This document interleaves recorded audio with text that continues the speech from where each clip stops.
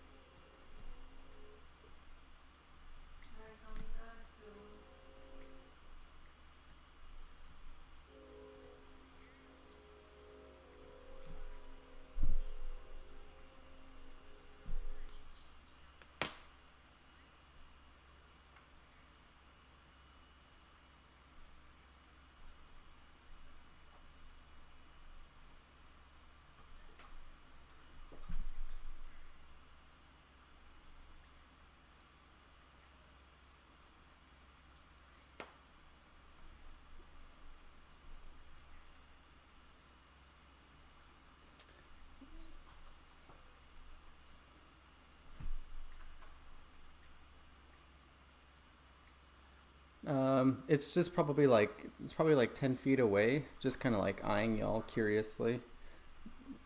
Jesus, this update's gonna take forever.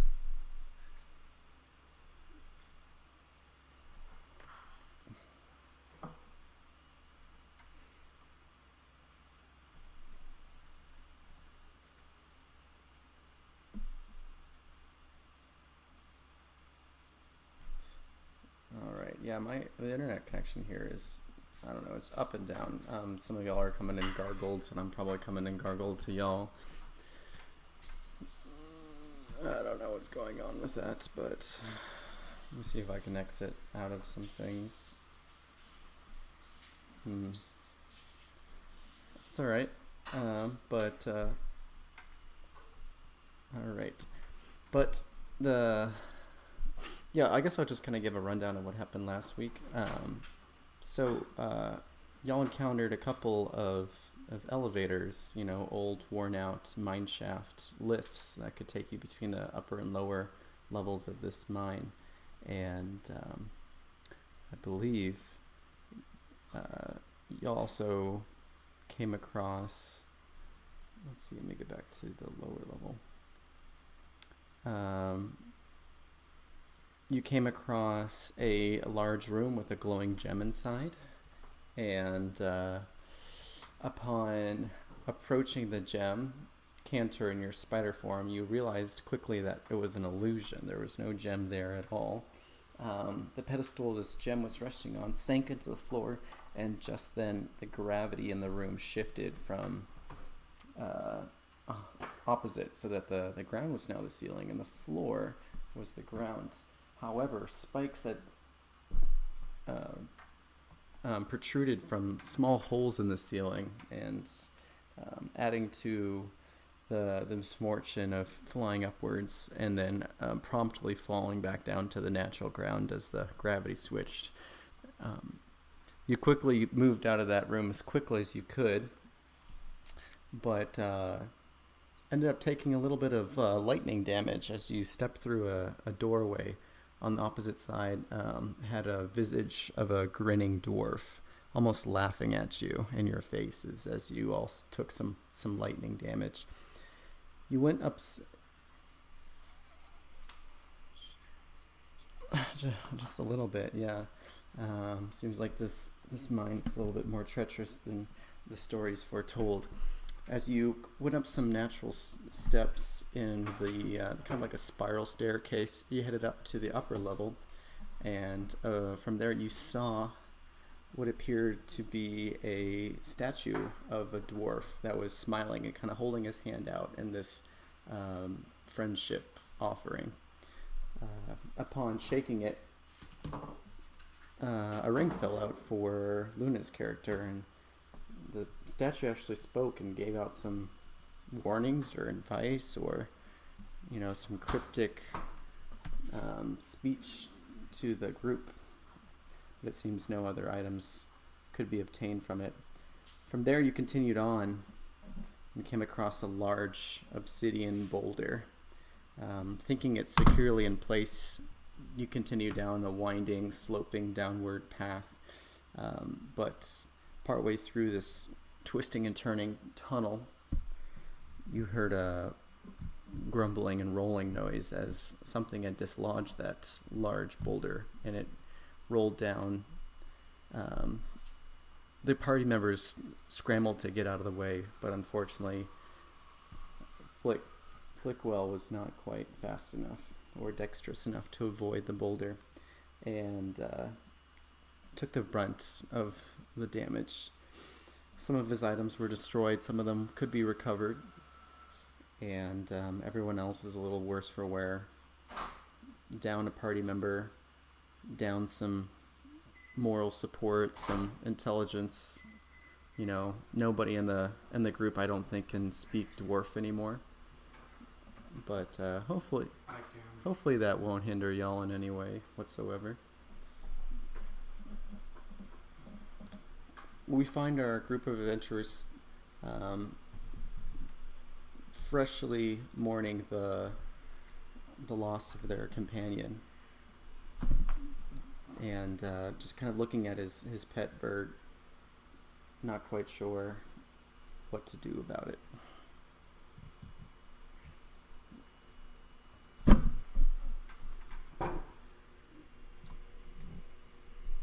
It's been like this. Can you quit it when you start?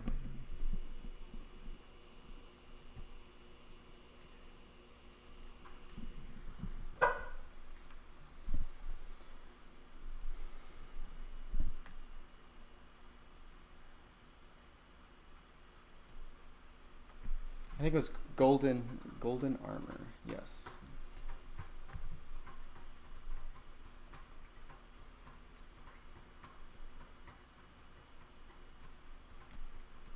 Area starting.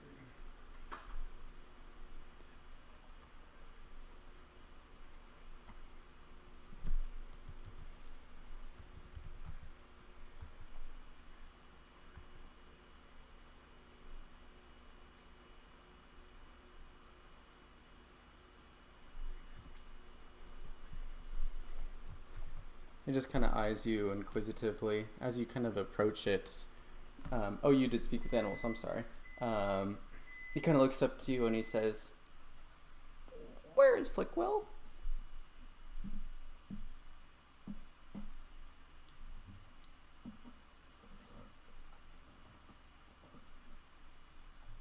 Is he coming back?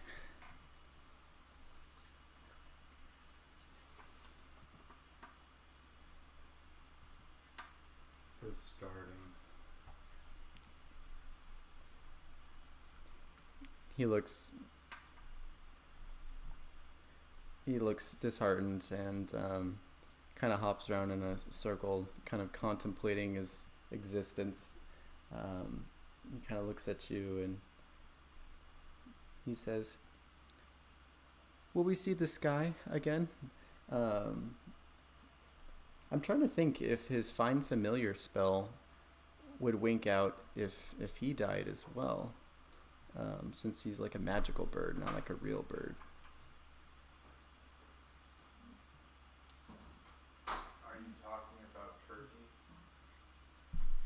Let me take a look at this Find Familiar spell. All right. You gain the servants of a familiar spirit that takes the form of an animal.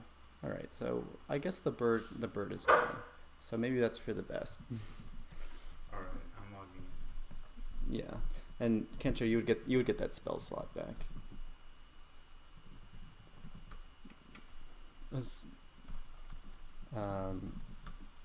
Yeah. So it's quiet now. The only sounds you hear are the drips of water in the cave and your own, breathing. That's how quiet it is in this particular part of the mine.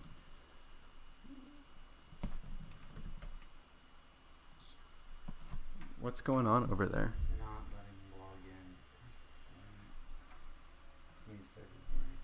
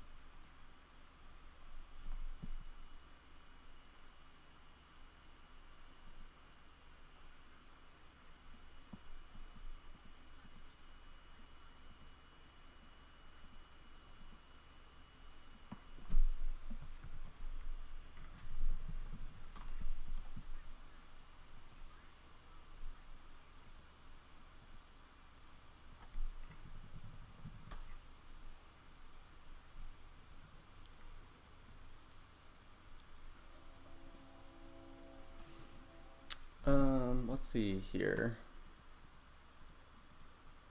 Who has the highest wisdom out of everyone in the group here?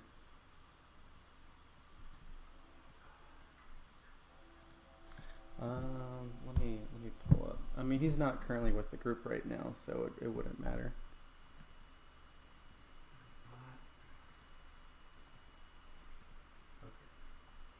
Okay, could you send me the thing again? Mm-hmm. Is it on Facebook?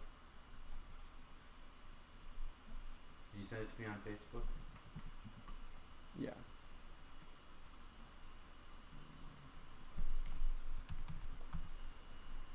What's everyone's bonus? You said 0 for the Dragonborn.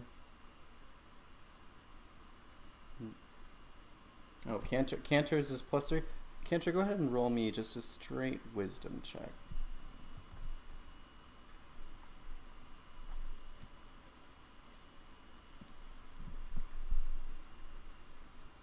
Come on, why is this so fucking...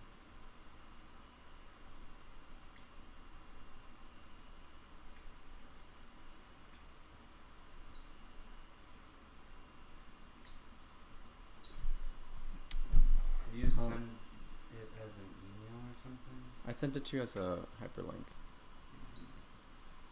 Check your messenger. I'm trying to. Now Facebook is being a piece of shit. All right, so you think to yourself, and all the traps that you came across are traps that could be reset. You know, traps that could be used against different people that come in. It's not just like a one and done type of trap.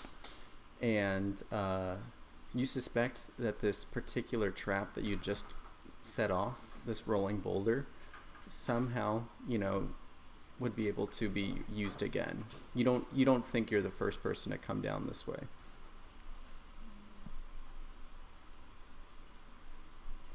And until you know what the triggering point is for this particular trap, you're not quite sure how to proceed, whether to continue going forwards or go backwards.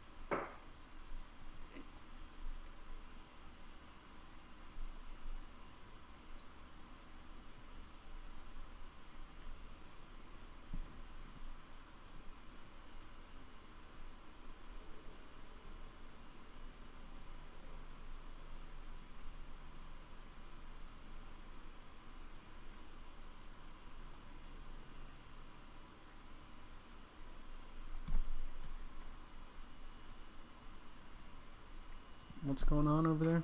I'm in. I just need to get my talking thing set up.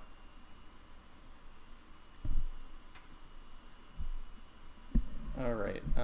So go ahead and disable your microphone, Colin, Okay. and then you'll just share with my microphone. Alright.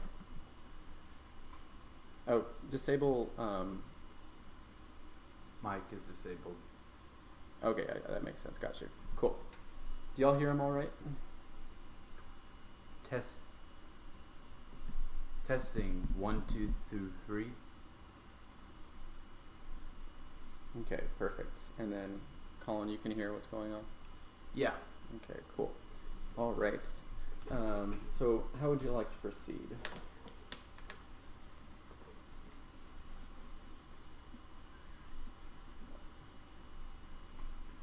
Oh, I apologize.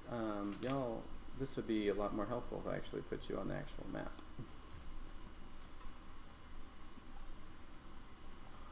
And my character hasn't shown up yet? Nope, not yet.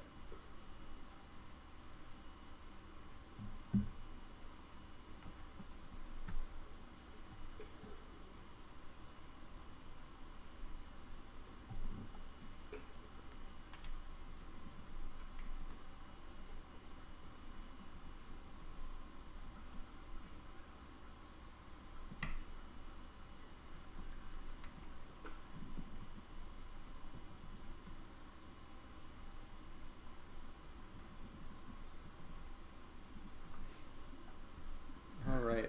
As you get to the bottom, you see the large obsidian stone that rolled down, and you see like a large red smear on the side of it. Um, and as you're looking at it, it just vanishes. Brian, I can't see the map at all. You should be able to.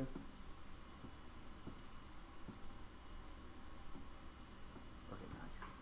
All right.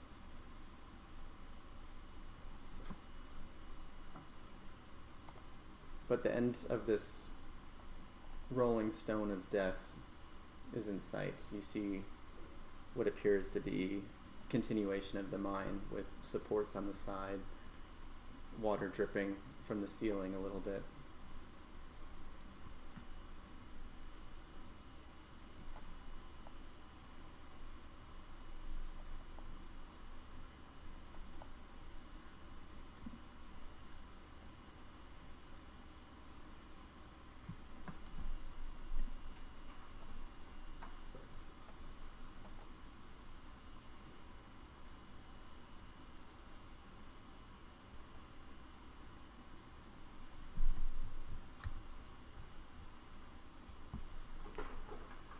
Go ahead and roll a perception check.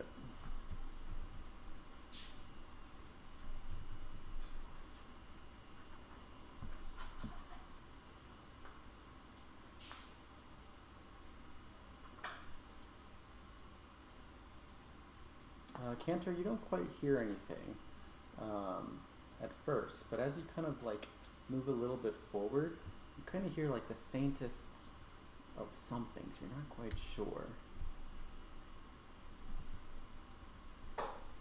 As you approach the U shape in this tunnel, it kind of curves back towards the north. At the southernmost point on the curve, you hear a dreadful moaning sound coming from somewhere beyond the wall. You all are starting to hear it, yeah, absolutely.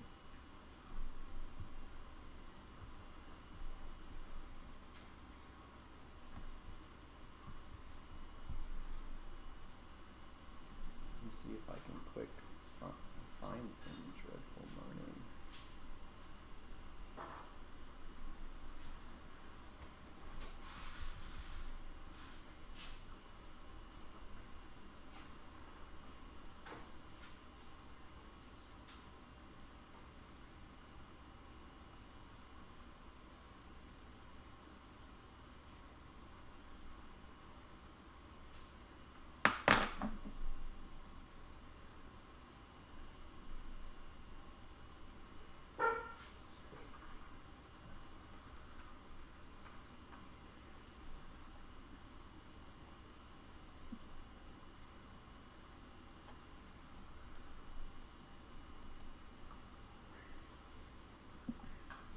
Oh yeah, here we go.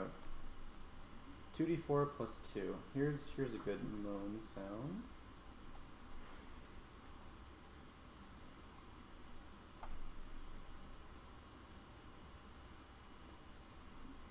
It's just, it seems to be animating from this point right here.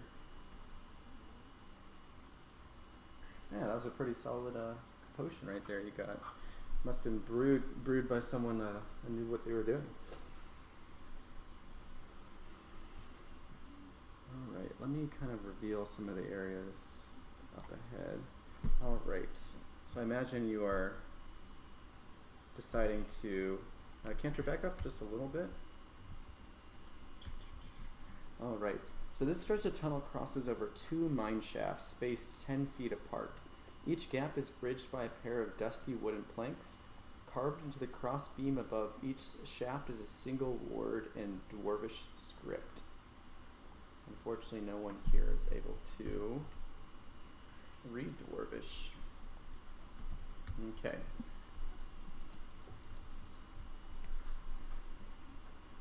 So let's see here. You can see a little bit.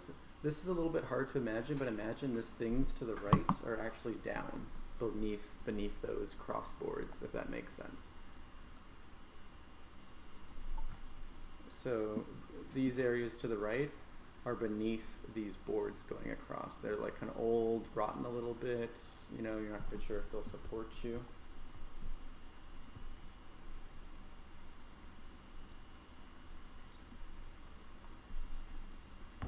There is, yes.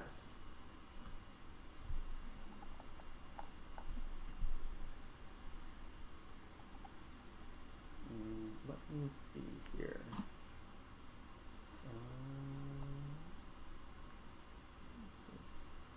So there's, you can see one so far. You can't quite make out the other one from where you're currently at. So here's the first one. And, okay, let me take a look. Scrolling.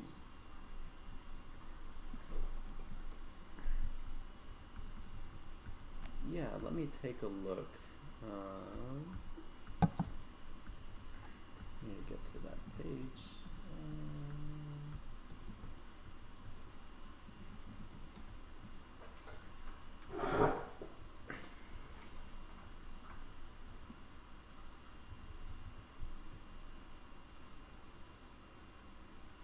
I don't remember exactly where. Okay, it is the very last letter on the one that I just sent you. So you could potentially copy what you see in front of you.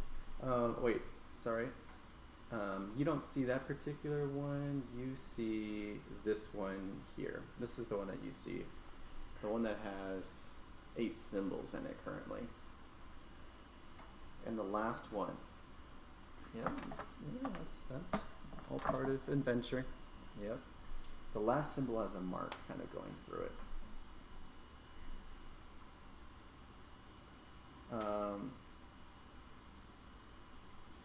And you see on the opposite end of the 2 boards, the planks there, is a door.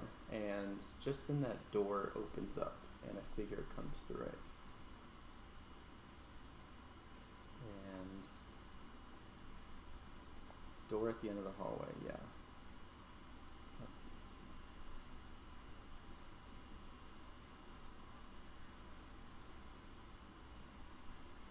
There's not, but I imagine you have dark vision, right? You hear the door open.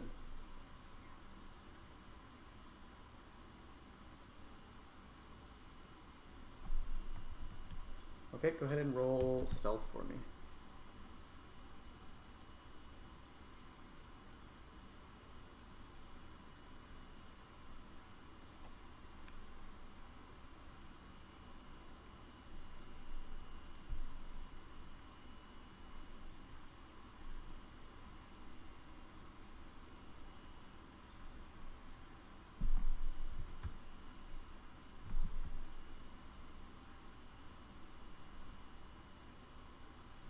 Alright, so you, everyone just kind of like ducks to the side. Cantor kind of, you like trying to hide behind the corner, I guess, or kind of hide behind one of the support beams on the side.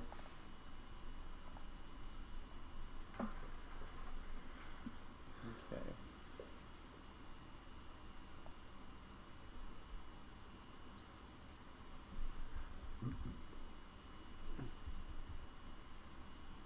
Okay.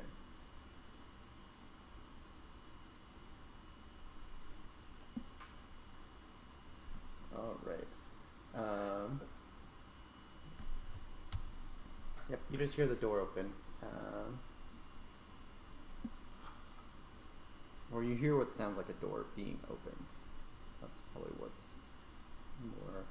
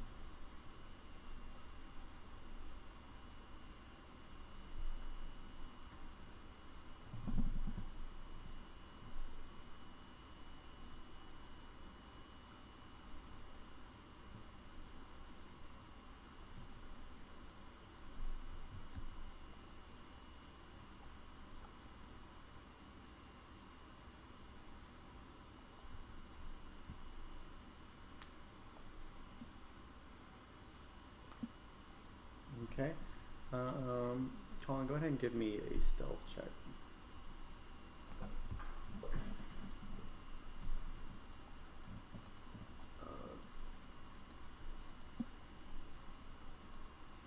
You can just click on stealth.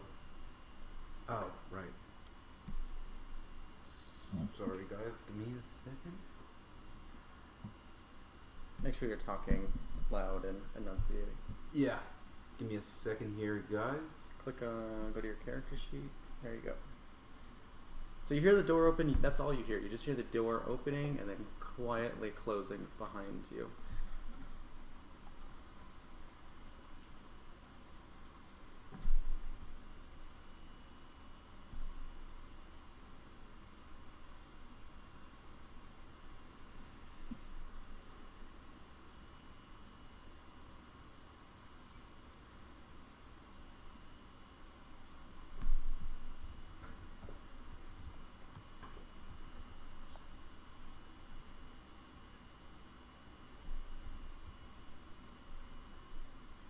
Okay.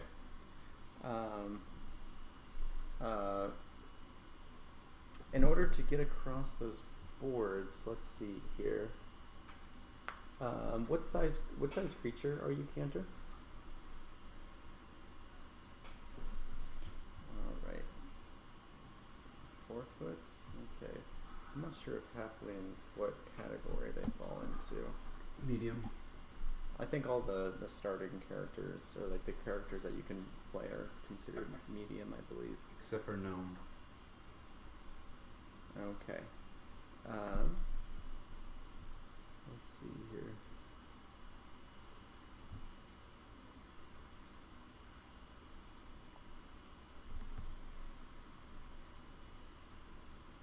All right. So as you kind of walk across the first plank, I'm just going to move you back here. You're probably just like maybe a few feet across when it starts creaking, and you can decide to either jump across the other side or kind of jump back to where you were.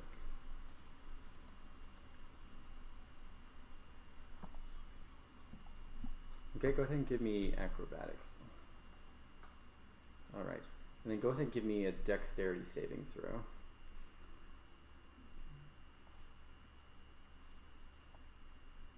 All right, that's better. You managed to grab the edge of the other side of the mine shaft just as those wooden planks kind of fall to the ground and crumble and crash down into the ground below. Moments later, as kind of the dust settles, you start hearing this squelching, sucking sound coming from deep beneath you. Okay. All right, so you pull yourself up.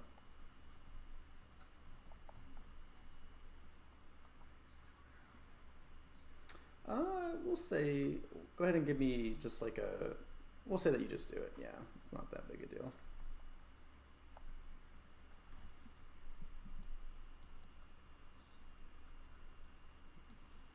All right, so you pulled yourself up to the ledge there. Let me reveal these areas. There you You can hold Alt down and move your character within the 4 spots on a square. It's kind of annoying how you snap to the top left of each corner.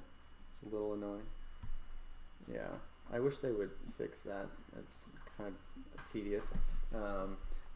Luna, you hear that squelching, squishing noise too, but I'm not quite sure what's going on. You're not quite close enough to ascertain where the direction's coming from, but it seems to be coming from ahead of you and down.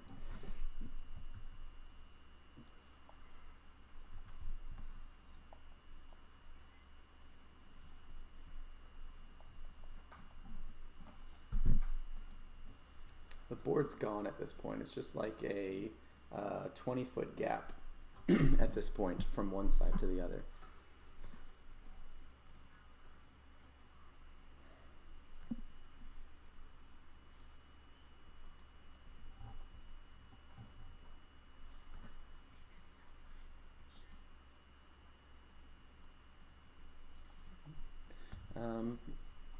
You don't think you'd be able to jump across that? You know, in your current state with no adrenaline coursing through you, you know, you'd be hard pressed. You might be able to, like, potentially grab the other side, you know, with just your hands, but there's a chance that you would fall. Perhaps Cantor would catch you, but perhaps you'd also pull him down into the pit with you. All right. That squelching, sucking sound is getting louder. And as you're kind of like sizing up the jump, the noise seems to be coming right in front of you. Like the noise is like coming between you and Cantor at this point, but you can't quite tell what's going on in the low light. I'm gonna need everyone to roll initiative. Hey, bro. Where am I right now? You're on the other side of the this little room here. So everyone click on your token so that it's highlighted, and then go to your character sheet and click initiative.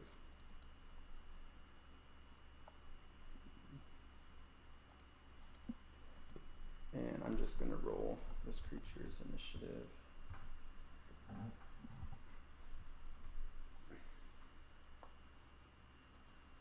Okay, and I have it in my head.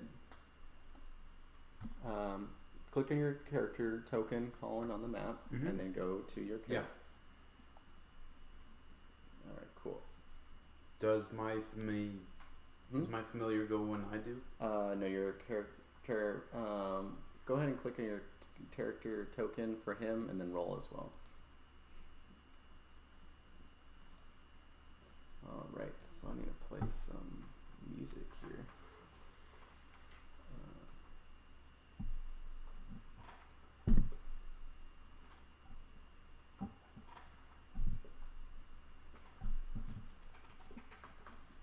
We're gonna play.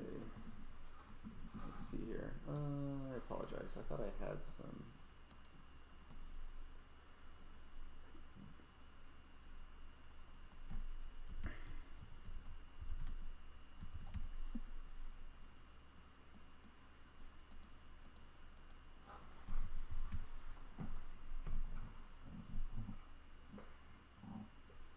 Is there a way to make all the portraits at the bottom disappear? Alright, we'll just play. We'll play one of our older combat.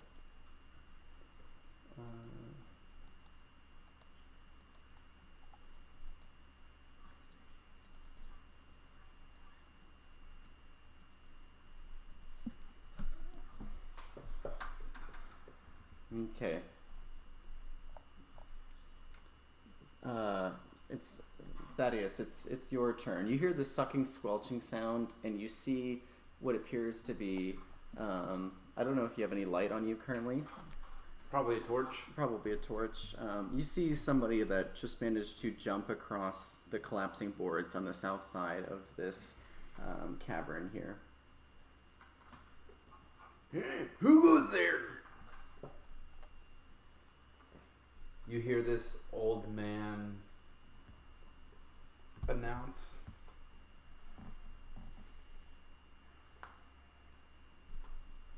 All right. Right. Is that everything that you're gonna be doing? No. Okay. Wait. Where's the monster? You just hear like a sucking sound coming from this direction over here. Perception. Yeah. Go ahead and roll perception. Give me a sec here. Actually, I clicked the wrong one.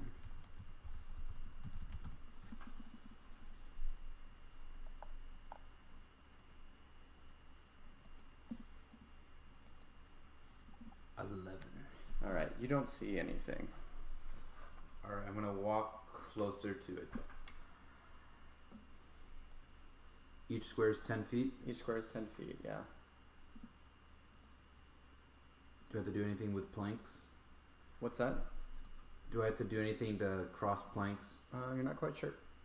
All right, I'm gonna try and cross the planks, get closer to the noise. Okay. As you try crossing the planks, the boards give out underneath you. Go ahead and give me a dexterity saving throw. Oh shit. All right. Nice. You managed to grab. I'll let you decide which side that you grabbed onto. The side to the north, the side to the south. South. South? Okay, so we'll put you right here. Alright. Is that my movement? That's your movement, yes. Alright, I'm gonna cast Mage Armor on myself. Okay, cool. So Cantor, at this point you've seen this character with the torch, you know, he just like this shimmering light covers him, and it kind of is reflected in the torch light as he has like this diamond shell that just kind of follows around with him. It's kind of a semi-translucent mystical barrier. All right. Cantor, as you're standing there, something seems to press up into you and you feel yourself being enveloped. Thaddeus, you feel this like you're being sucked into something as well. And let's see here. All right. I'm going to need both of you to give me a dexterity saving throw.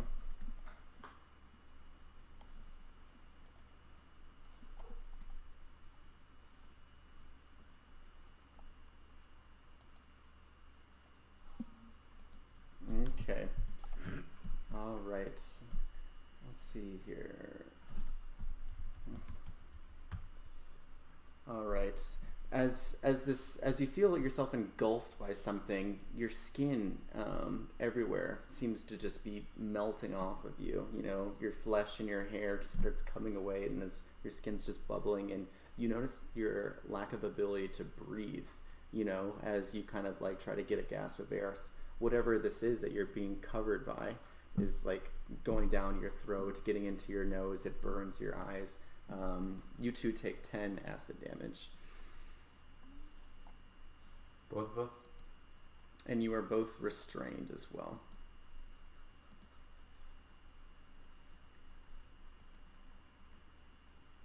Okay. It is Twiggy's turn.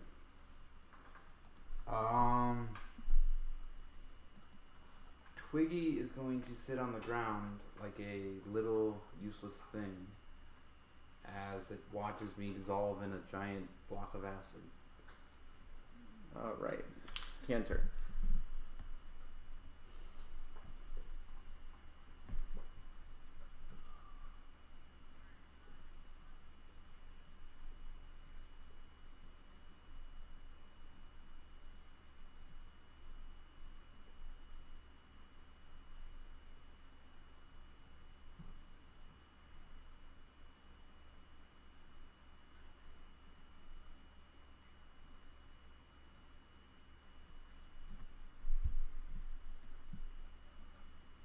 Now, did we both take 10 damage or just... Yeah, you both did.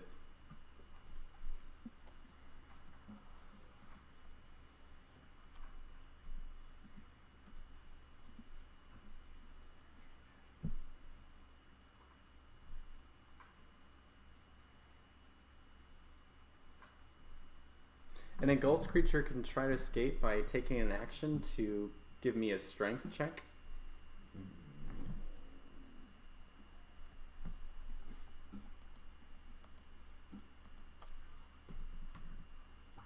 Okay, you managed to pop out, and however, there's not a whole lot of options for you to move to. You can pop out and I guess kind of hang down from the ledge, kind of where you're standing. It seems like this cube is taking up the whole spot in between these two mine shafts. Seems like it's picked the perfect place to seek out prey. So we're gonna put.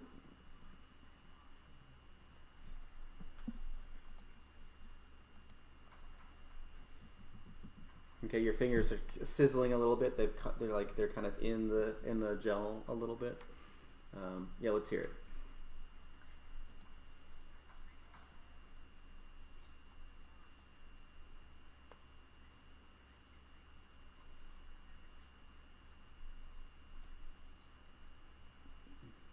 Okay, let me quick look up the stats of the lion.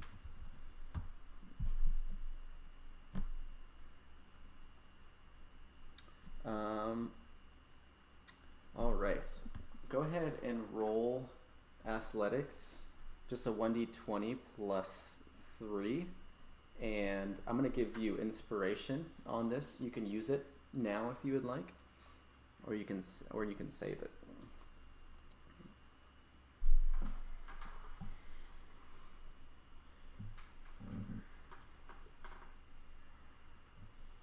Oh shoot. I'm guessing it's too late to try and. All right, yeah, you don't even need it. You spring to the other side and definitely land next to Luna. All right, and that's your action to transform. Oh, gotcha. Yeah, and your transformation, you transform starting with the legs, and then as you're flying through the air, your transformation continues as you're just anamorphing into this lion. And by the time you finally transform your front hands, you're now a cat, and you definitely land on the opposite side, feet first. All right, Luna, your turn.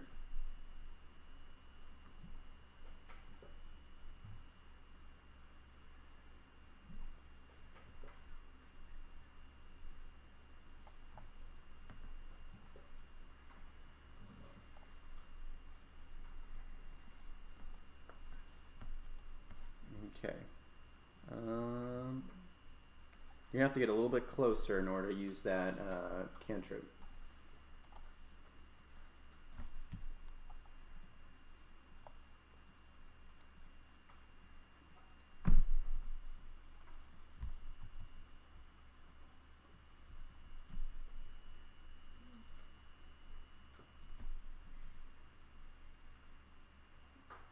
You only got 15 HP on your lion? Oh my goodness. Wow. Okay. So you kind of point your hand at this gelatinous cube, and you see this character kind of floating inside. And you also see like some bones and some weapons inside it, and some coins as well, kind of reflecting in the light. The torch that character had before is extinguished by the gel, and the smell of burning ooze fills your nostrils, and it's a terrible thing. You point your finger at it, and you see the outline of this cube actually light up a little bit as your divination magic takes effect. Is there anything else you would like to do on your turn?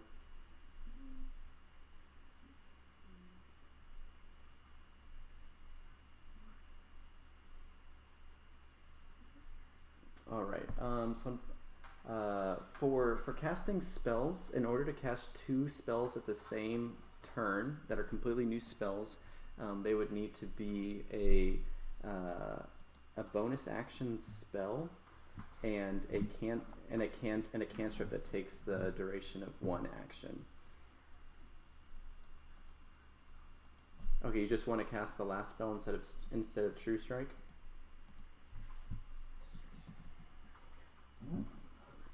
Gotcha. Okay. So on your next turn, you gain advantage on your first attack roll against the target. Okay, Bismuth, your turn.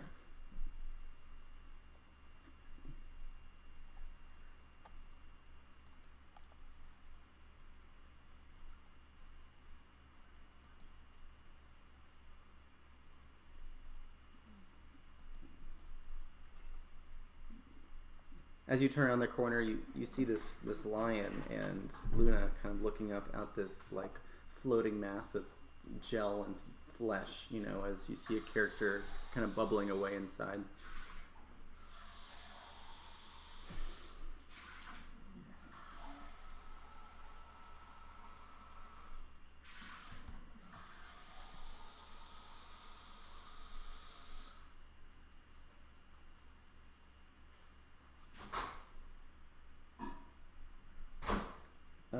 There's like some rocks on the ground you could potentially throw.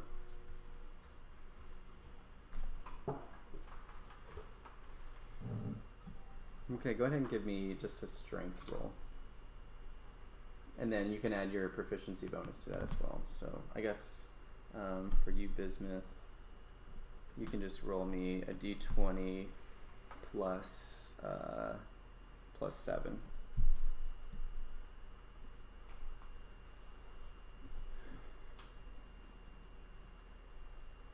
And you managed to hit it. This creature is pretty big. Go ahead and roll me a d4 plus 5.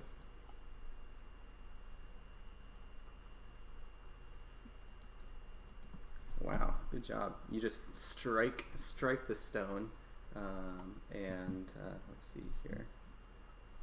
And it just kind of like pierces it. As it pierces the side of this ooze, some of the liquid side, kind of like the skin of this ooze has been pierced, and some of the liquidy ooze like leaks out and kind of spills off to the side and down into the mine shaft.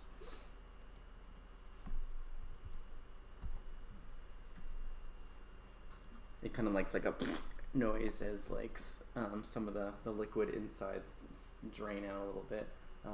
Thaddeus. Alright, I'm gonna try and escape this. So go ooze. ahead and give me, let's see here. Give me a strength check. Alright.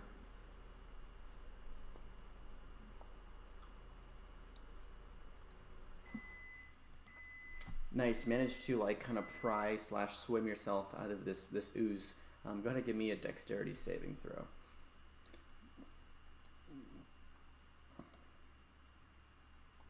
All right. Unfortunately, as you swim out the side, you swing wow, around. what's that? I feel lucky today. I'm gonna re-roll that. Huh? I'm gonna re-roll that. Okay, go ahead and re-roll it. All right. Unfortunately, you swing around. You try to grab the edge of the side. You grab it, and you grab it with the other hand, but it's slick with slime, and you fall backwards down into the mine shaft. How far? You fall 30 feet, and you land in a pile of bones that kind of cushion your fall. You only end up taking 10 damage. Alright, I'm unconscious. Okay. That was fun. You just see like somebody fall, like kind of swim out the side of the ooze and kind of falls to the ground and out of sight.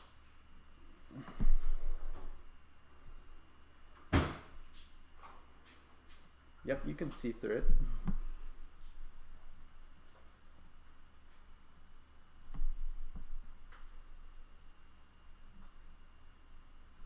All right, so Cantor.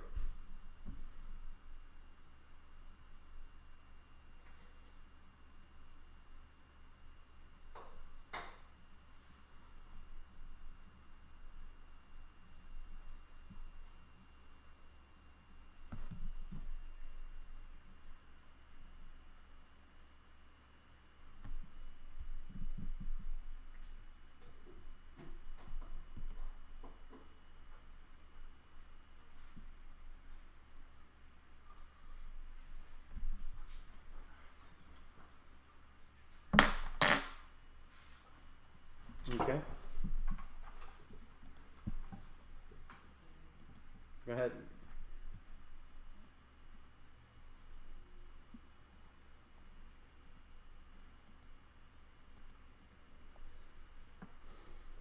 And then you can add your proficiency as well. Let's go 1d20 plus 5.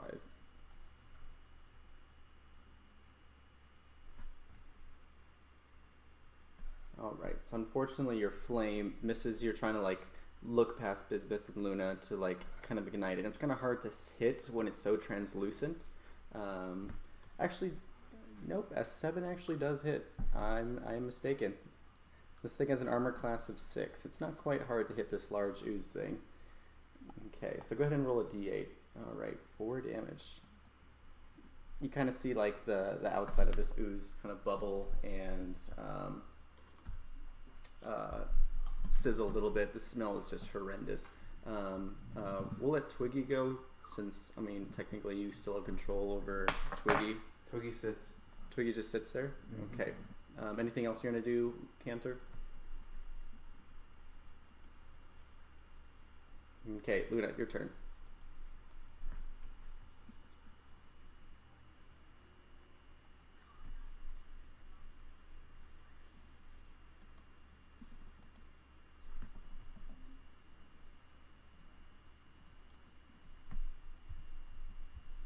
Alright, so that definitely hits. And you manage to strike it right where that stone pierced the skin of this ooze, and you manage to tear that hole even wider, and more of its insides spill out. You actually see the ooze kind of shrink down a little bit.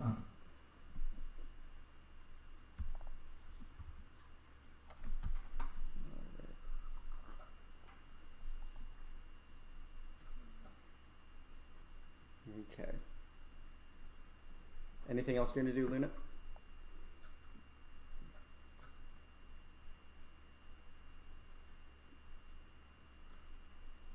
That's it? Alright, Bismuth. Oh wait, I forgot. For the ooze's turn. Okay. The ooze is going to kind of move back a little bit from where all this damage is being fired at it, and is going to kind of sink down into its hidey hole. And it gets about right here. So you can still kind of see a little bit as it's just kind of like sliding down. Alright, Bismuth, your turn.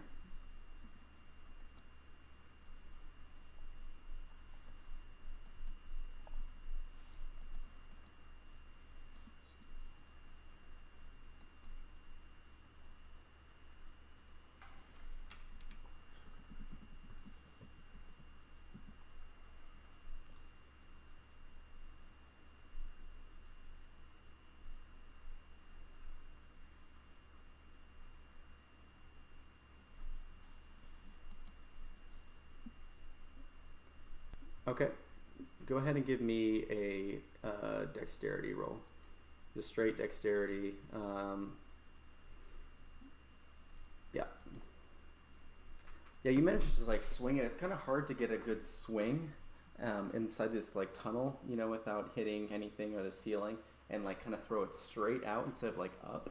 But you managed to just time it just right so that you let go of the rope and the hook, so it flies forward and it stabs into this ooze and it kind of hooks onto some of the bones and skeleton figures inside the ooze. Go ahead and roll me a 1d4 plus your strength modifier.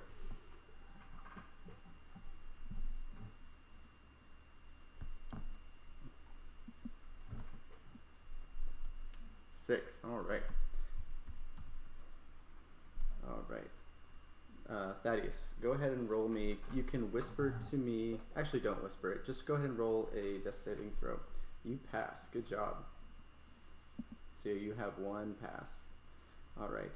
So the creature is heading towards you, but it's hooked on by your rope. Bismuth, you're just struggling to keep it from getting closer, and the ooze only makes it so far down as you're just kind of struggling to kind of pull it backwards.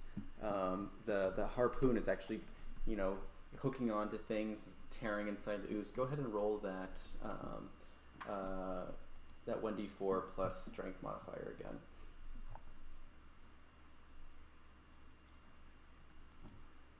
8. All right.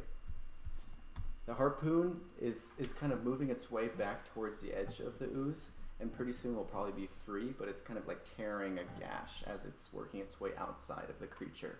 You maybe think you have one more turn of holding the ooze at like a restrained spot before the harpoon comes free. Right. Twiggy. Is Twiggy just going to sit there? Yep. All right. Cantor, your turn. Actually, no. Actually, can I have Twiggy do something?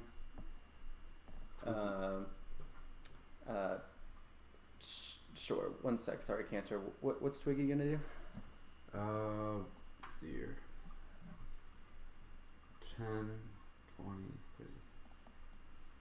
He is going to fly over onto Cantor's shoulder and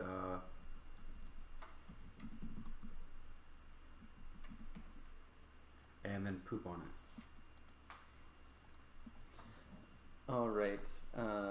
Cantor, as you try to run across the rope in your jaguar form, go ahead and give me. You changed back.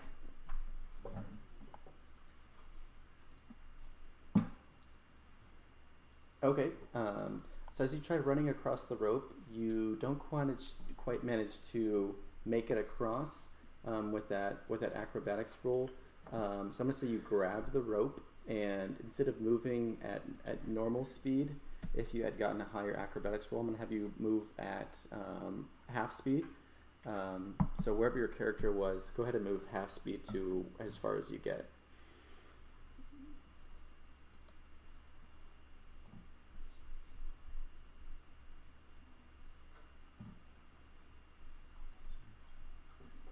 Gotcha.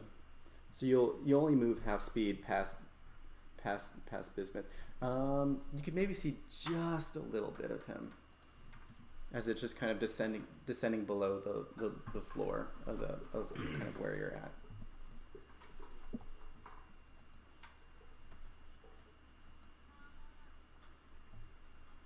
Okay. Oh, you're asking if you can see Thaddeus? Who are you healing, Cantor?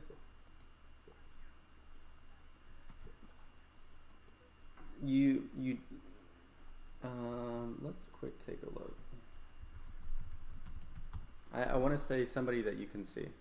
Unfortunately, you can't see. I mean, you can just barely see the gelatinous cube yourself from where you're at.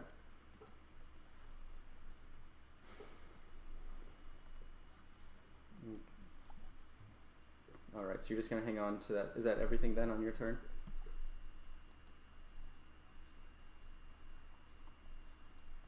Okay. All right, Luna. So you're up.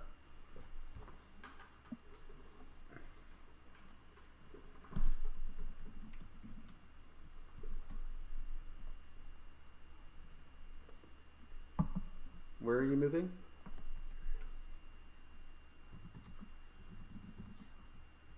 Okay, you can just barely see the gel.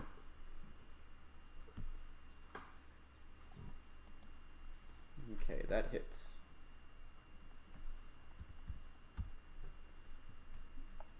All right. Anything else you're doing on your turn? Any movement at all?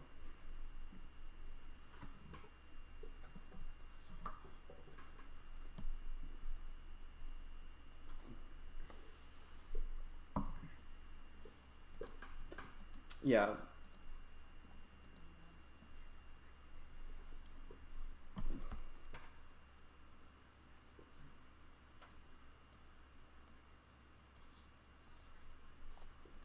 Okay, go ahead and give me an athletics roll.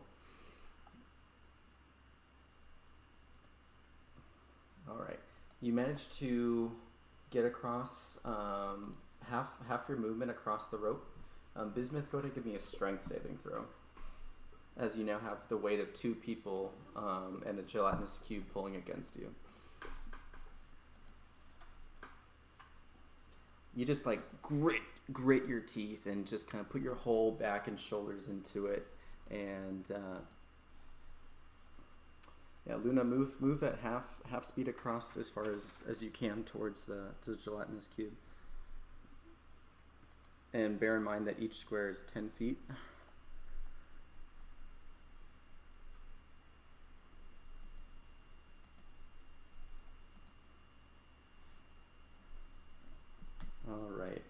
Bismuth, your turn.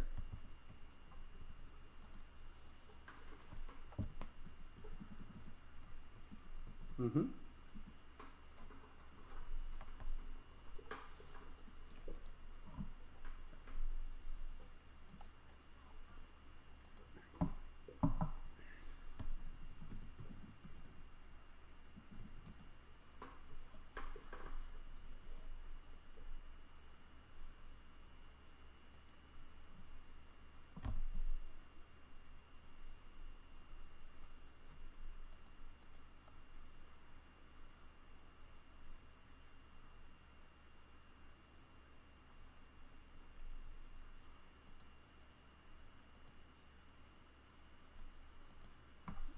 Okay, so what do you think would happen to Cantor and Luna? I'm trying to understand your logic here.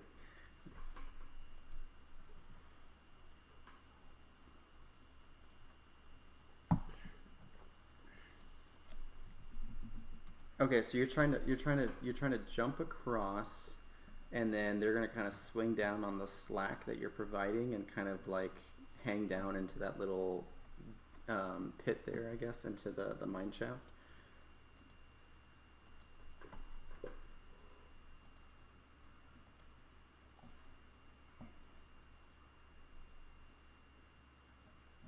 Okay, go ahead and give me an athletics roll.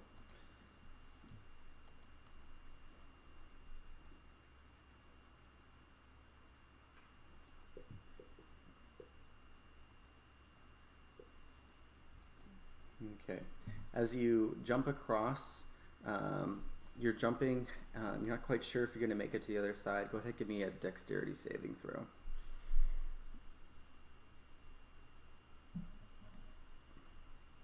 Okay, you managed to grab the other side you managed to grab that edge kind of right here with one hand, and then with your other hand, you're hanging onto the rope. Cantor and Luna, y'all are both going to take 2 damage as you kind of swing down and smack into the side of the mine shafts, since you have a little bit of slack now, and you're just kind of hanging down from Cantor, or hanging down from where Bismuth is. Bismuth, go ahead and give me a strength saving throw. So you're hanging on to the edge with like one hand, and then just kind of like gritting your teeth. I like this. Oh, thank you. I'm gonna give you inspiration on this particular like feat of barbarian, or I think fighter strength. So I'll let you roll with inspiration if you would like. On the strength save, yep.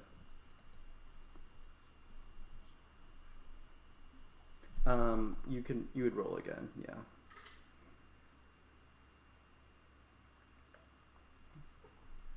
Yeah, you just kind of grit your teeth, and you're just kind of being stretched thin, your shoulders kind of popping as you're holding 2 people with one hand and the edge with another. Cantor and Luna, you're probably like 10 feet above the ground. Or Cantor, you're probably 20 feet above the ground, and Luna, you're probably 10 feet above the ground at this point. So y'all are probably dangling like this.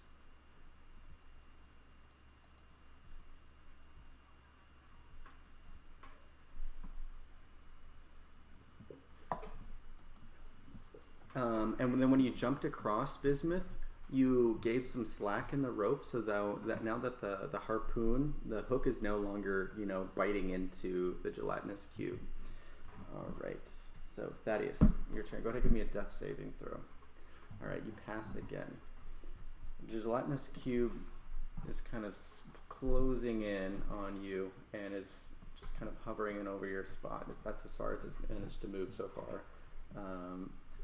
The harpoon doesn't bite into it. There's just no tension on the rope at all. Twiggy, what's Twiggy doing? He's gonna start screaming about some words he probably heard at a bar. Just start cussing some swear words that he picked up. He's like, "Fuck you, Pete! You cheating whore!" And stops and starts pruning himself or something. All right, Cantor. Yeah. There's like poop kind of drizzling down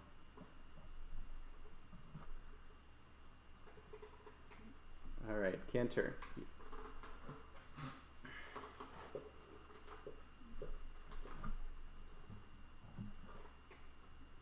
Okay, go ahead and give me an athletics.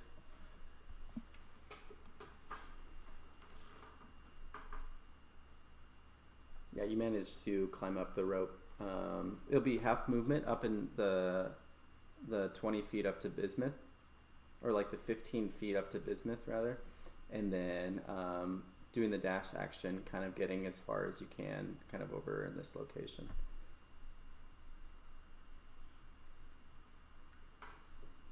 All right, and from here you can actually you can see the gelatinous cube. Yeah.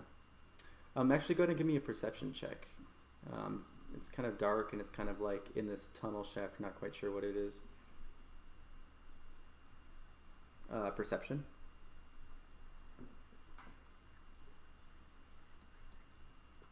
Right, but you're not quite sure where it is because this gelatinous cube is so translucent. It's kind of hard to see exactly where it is. But you do manage to pick it out based on all the little items that are kind of stuck inside it and the torch. And you even see Thaddeus through the gelatinous cube. So you do make it out.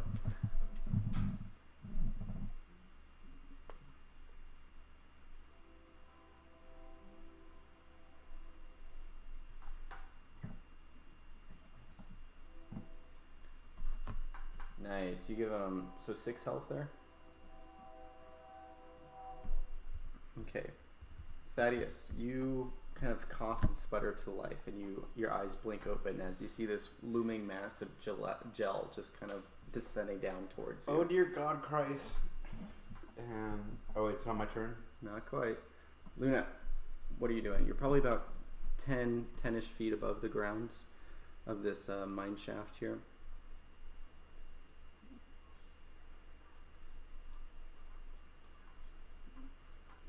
You're about 10-ish feet above the floor of this mine shaft area.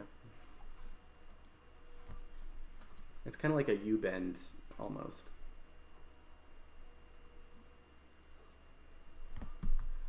You're hanging on the rope currently.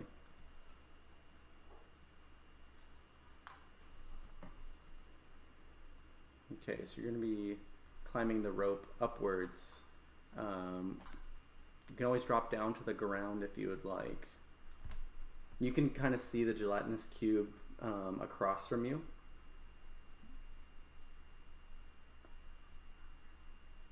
Okay, go ahead and give me an acrobatics roll.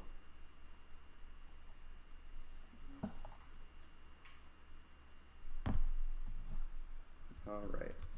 So you manage to tumble to your feet. You don't land prone at all, but you still end up taking just 1 point of damage, just kind of falling down to the ground. And that's kind of a free action. That doesn't count as any part of your movement at all, just kind of letting go. And then you see Thaddeus kind of like coughing across the like underside of this mine shaft area. You also see the gelatinous cube. Actually, go ahead and give me a perception check.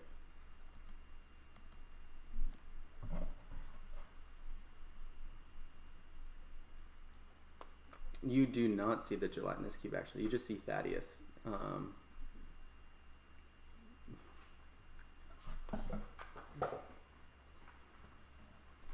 Yeah, it's pretty dark over where Thaddeus is, just because like the torch was back up at the top a little bit, and it's kind of hard to see. Being I think you're a human character. Oh, you're an elf. Okay, so you still have dark vision, but this gelatinous cube is hard to make out. So you still have your action, your movement, and your bonus action. What would you like to do? Yep, you do. He's kind of lying on the ground, coughing, trying to get the acidic ooze out of his lungs.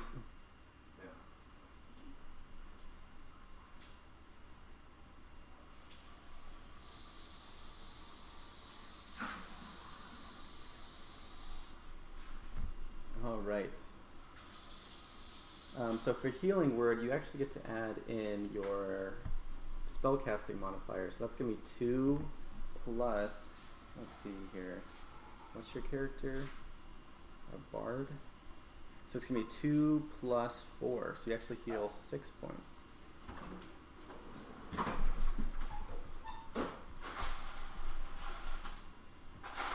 All right, Bismuth, your turn. So nobody's on the rope right now. You're just kind of hanging from the side.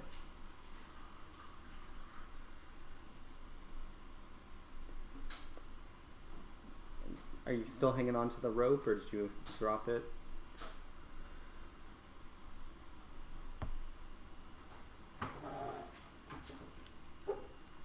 Yeah, kind of fall where Luna is.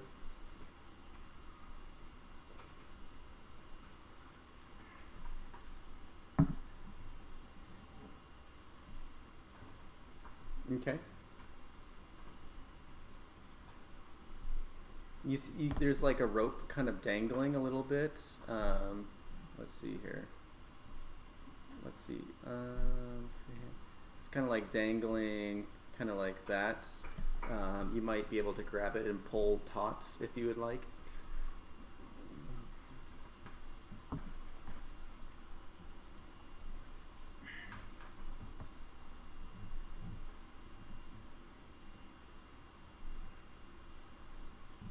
Okay. The hook, the grappling hook is still in the gel, and there's rope coming out from it, and it's kind of going up to where you and Cantor are. It's just like there's no tension on it at all. It's kind of like, yeah, since you jumped across, you kind of gave it whatever that distance was, you gave it 20 feet of slack. So you would have to reach down and like yank down on the rope to kind of like pull it, bite into the cube itself.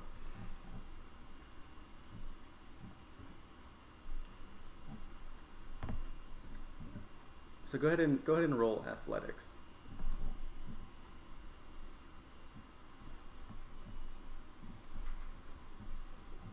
Nice. All right. So the cube is kind of held fast, and go ahead and roll a d4 plus your strength. Would you say it's grappled? No. Restrained?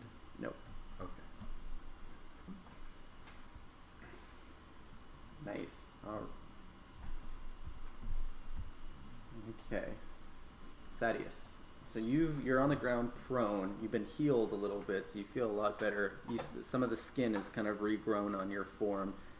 Half of your mustache grows back. Oh God, that won me prizes and drinks. Fucking thing. Anyway, go ahead and give me a perception check. I've snapped back to reality. Let's see here.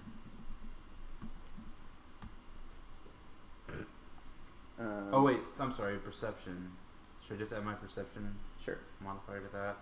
Yep. ID6. You don't see anything. You just kind of like you're coughing. You're just trying to not die at this point. All right. I know. Can I like hear squelching noises and stuff above? You do hear squelching noises above. Yep. All right. Fuck that.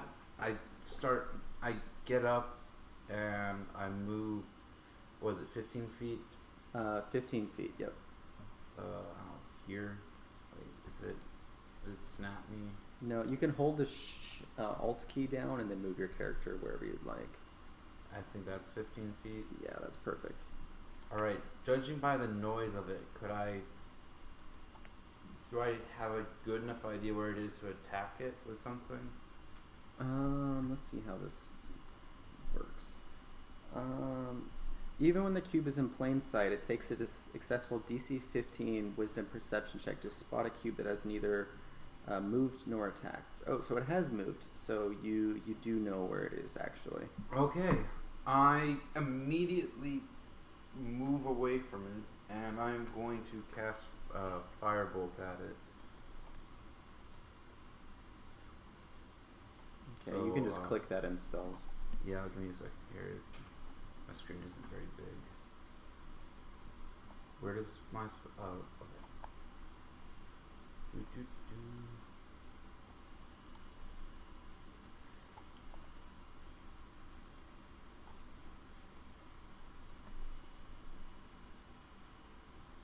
All right, and I'm gonna click on this for you. So it does 8 points of damage as it kind of hits the cube and starts sizzling. Pieces of it kind of slough off and kind of fall to the ground. You see me kind of flip a coin, say some words, and the coin lands in my hand and puff of smoke and fire. Okay. All right. So the cube moves again, and the harpoon actually comes dislodged from the cube at this point, and the cube just falls down to the ground and is starting to move towards Thaddeus's location, and it manages to get right up to him, and is going to make a pseudopod attack. A little bit of cube kind of extends outwards into like this large blobby arm, and is going to swing down at let's see here. How does this work?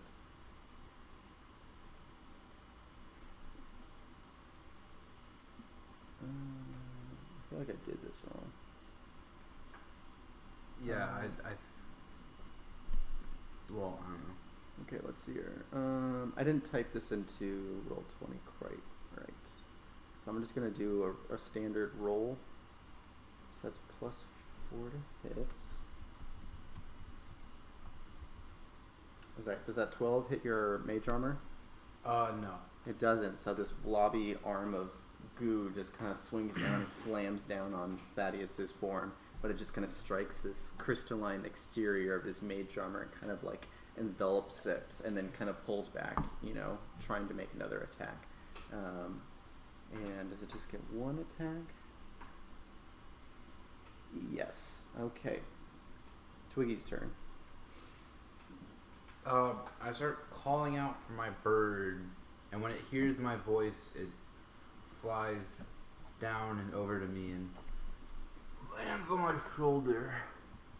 All right, Cantor.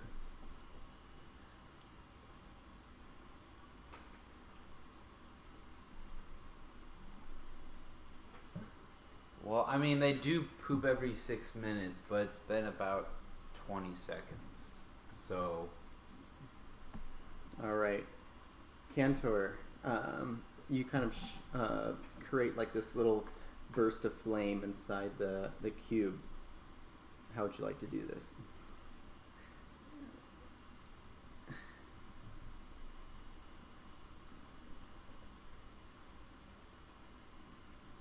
Oh yeah.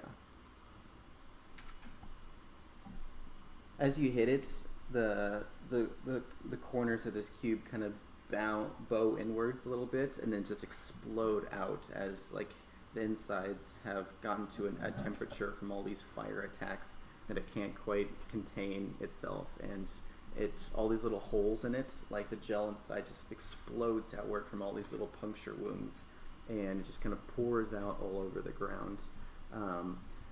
Somehow it doesn't seem to like burn away at your shoes or your clothing, even though the whole of this floor in this area is just covered in this liquid, probably like 4 or 5 inches deep. It seems like when this creature died, all its acidic properties went with it. Can I search its corpse for the immortality device? Go ahead and give me a perception check. Alright. How do I get on this? Oh, wait.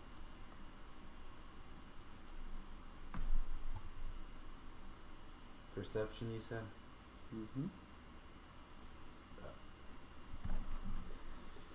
You don't see anything. You just see like bones and, kind of like junk. Nothing too crazy. You're a little bit distracted with your bird kind of like yipping at you. Squawking that you're alive. Yeah. What else? What would everyone else like to do?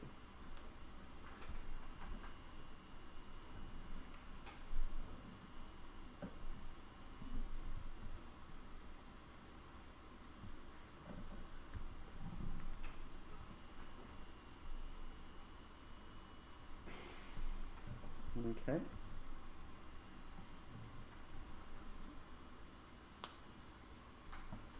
Okay, you're jumping down.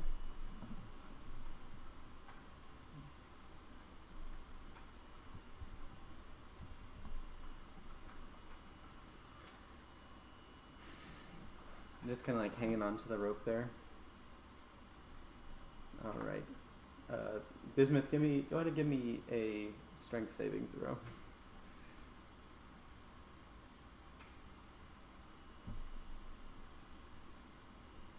Yeah, you manage to hold Cantor as he kind of descends the rope down there.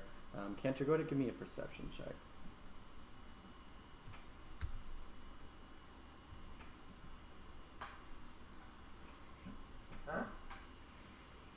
All right, cool. So go ahead and roll me, with your perception check, go ahead and roll me 2 D100s, and you can take the higher of the two.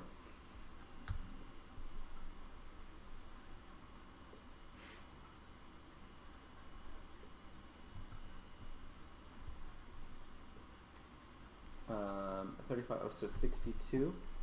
Okay, so you find a, remind me what potions y'all had already? Like everyone, or What potions you found in the dungeon? I think you had a potion of invisibility.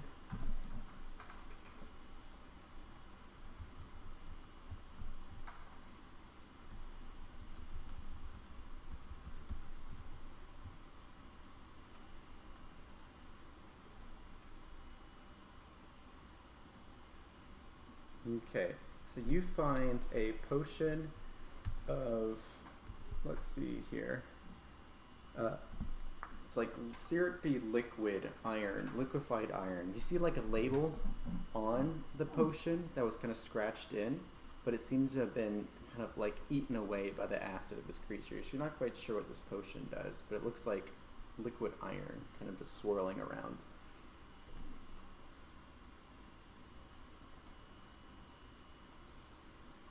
Okay. Sure, go ahead and roll perception.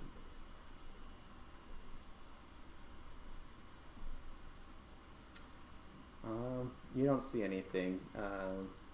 Just kind of distracted by the potion that that Cantor found, and you're just trying to not get any of the goop to like soak up into your boots. I don't know how tall your boots are. You're just kind of like wading through this muck, not really wanting to stick your hands into it too much. But Cantor seems to be okay with just kind of like, you know, digging and rooting around through this this little pit of goo.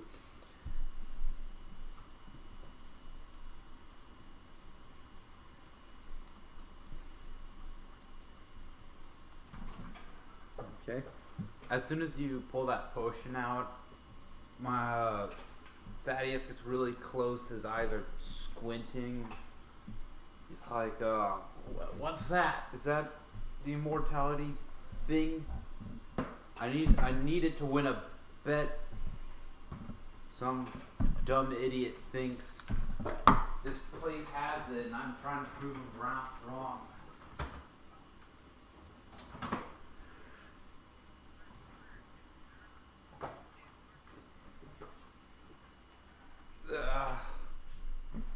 My friends, if they would be alive still, would call me Thaddeus. I'm glancing at the potion. I kind of stand up. You hear my back pop a whole lot as I kind of straighten up. And then Twiggy poops on my shoulder.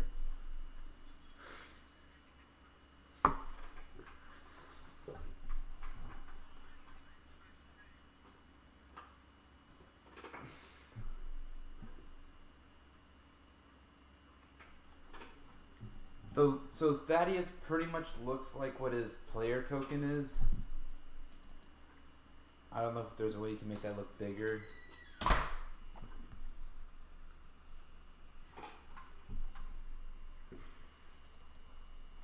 Is there a way you can click on a person's token and make it zoom in and see what they look like?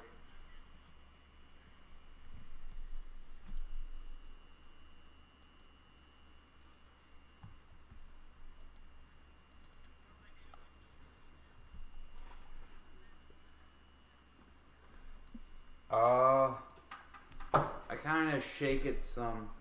Can I do knowledge arcana on it? Sure. All right, give me a second here.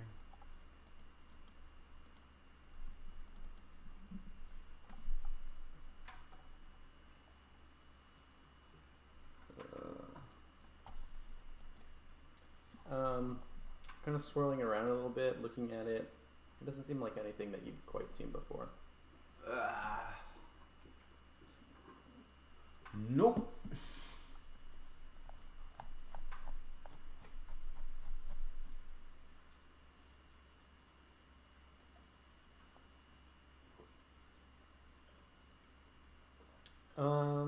Hmm. I think from what I've read, how other people have done this before is that in order for a potion's effects to occur, you have to drink the whole thing. You wouldn't be able to like split it evenly amongst like the party members or something like that. It's kind of like a one-use item. I would say with a sip test, I would have lowered the DC on like identifying the potion, I guess. Can I If that's, take a sip from it? if that's like what your character would have done. No, with that roll of 10, that would be applying whether or not your character was smart enough to like sip it and like try a little bit of it. Oh, he's definitely dumb enough to do that. Or rather, more impatient. He's like really old, so like he's just expecting any day now to fall over and die. So he's not too concerned about mortality. So when he just like sips his potion, he's not for like just like a few seconds. He's not quite so concerned with mortality. You know, he's not quite so concerned with dying or the day he might die. And then the effect fades, and then you go back to your old morbid self. No, like he drinks it because he knows he's. He drinks all of it? No. He takes a sip of it because if it's poison, he dies. He's like, whatever. I've been walking for 97 years. Today's the day. Okay, yeah. As you sip it, you feel a little bit more emboldened, and you feel, you're not so concerned with mortality. Okay. But then Okay, the effect quickly fades.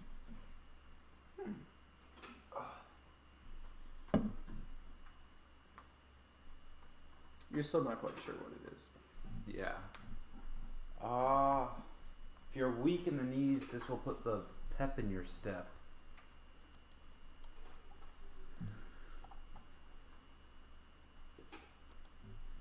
This method, I imagine he's just kind of like leaning over the side, just kind of peering down into all the people, just kind of standing in this muck. Kind of, I'm guessing somebody's holding a torch down there. Yeah, he gets kind of like uncomfortably close to everyone, just like looking at them.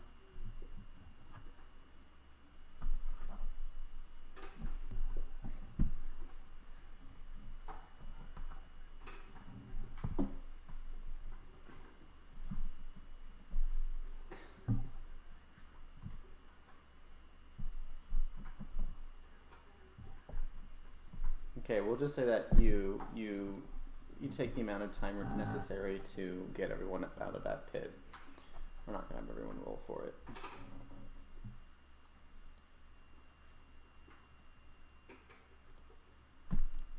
As I'm like getting lifted up the rope because I have no strength, I'm probably talking about the youth and how they're always in a rush.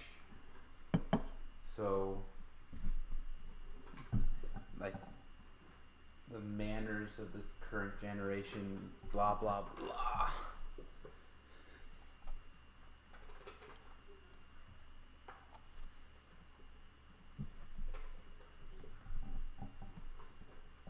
Oh yeah, what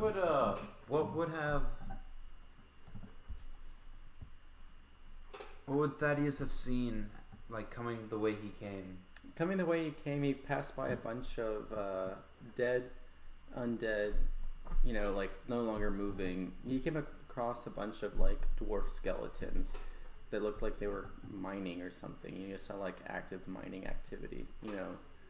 I like snuck past them. You didn't really sneak past them because they weren't moving. They were just like skeletons on the ground. Oh, okay. And you actually saw like a small like crater in the ground from where an explosion went off.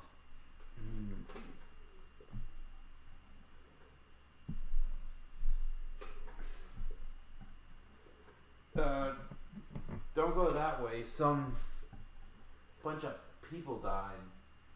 Crazies down here.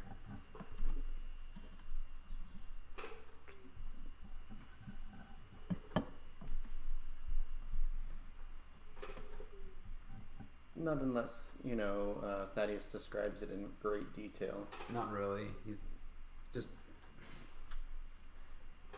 He's like, just. How would you like to get across?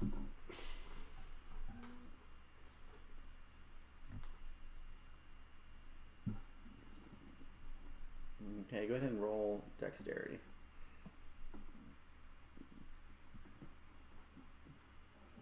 Okay, you throw it, and you try to hit a door, and it hooks. But as you pull on the door opens, and the grappling hook is kind of pops off of it.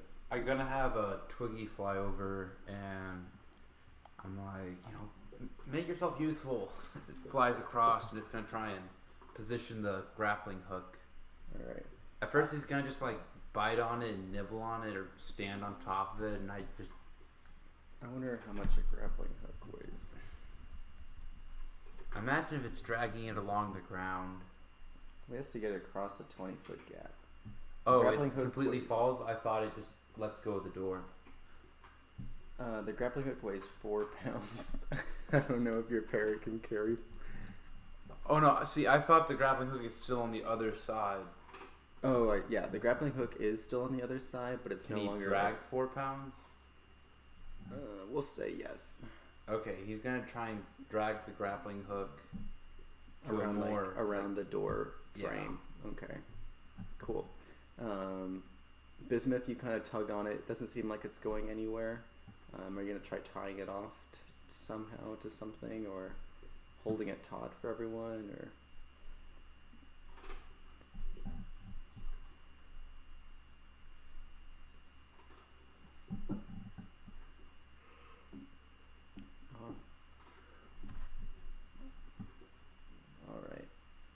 We'll say that everyone took their time, make sure that Bismuth is ready for them, and he's just holding it taut for everyone to get across. I don't want to make you...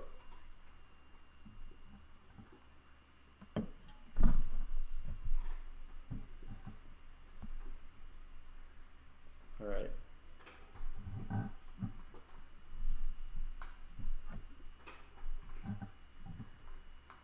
If you feel like your character can successfully, get across without having to roll anything, so be it. Otherwise, roll athletics. And then Bismuth, I'm not quite sure how you would get across, because, perhaps now you're the only one on the other side. Nah, Thaddeus is gonna be like, knees hurt. He's gonna sit on the ground.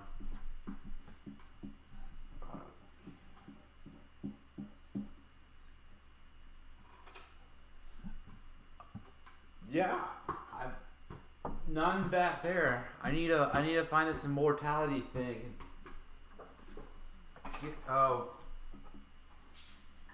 With my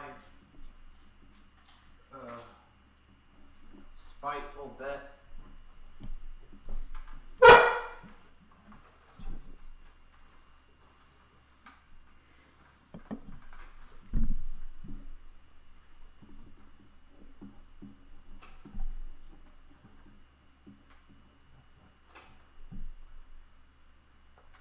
Oh, what?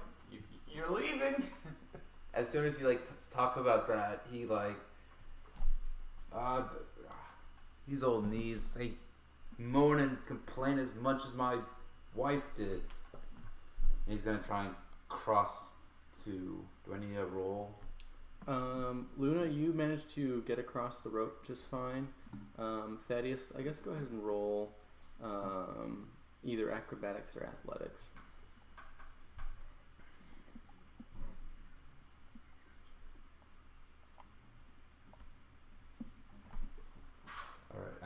acrobatics, you see?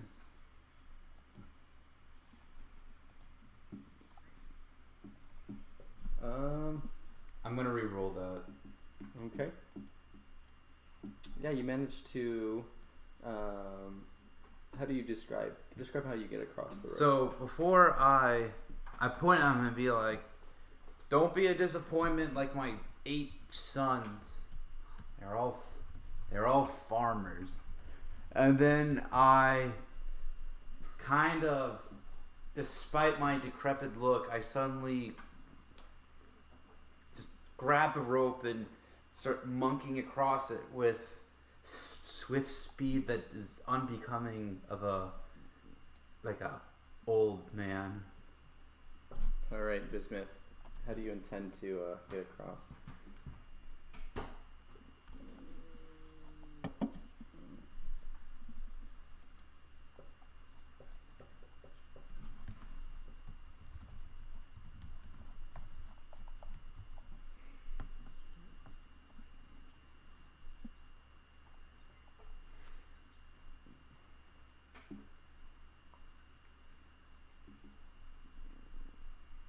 Okay, go ahead and give me a strength saving throw.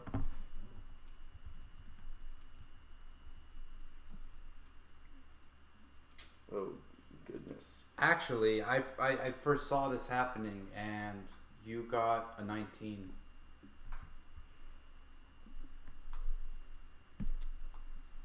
Okay, so with that, you only end up taking 2 points of damage as you kind of swing into the side of the wall.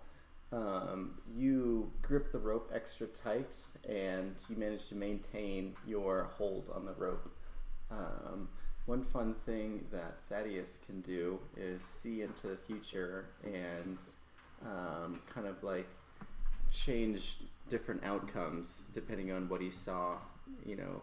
And he tells you, he kind of gives you this weird look, Bismuth, before you jump across.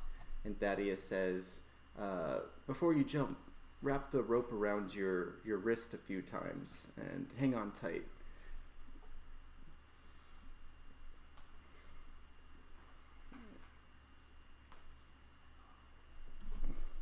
You're not quite sure to trust him, but you just kind of shrug and you're like, all right. And as you kind of hit the other side of the wall, the rope kind of slips through your hands a little bit, but it's wrapped around your wrist. So you, in that short span of time, manage to get your claws back on the rope again, you know, without falling the remaining, 20 feet down to the ground.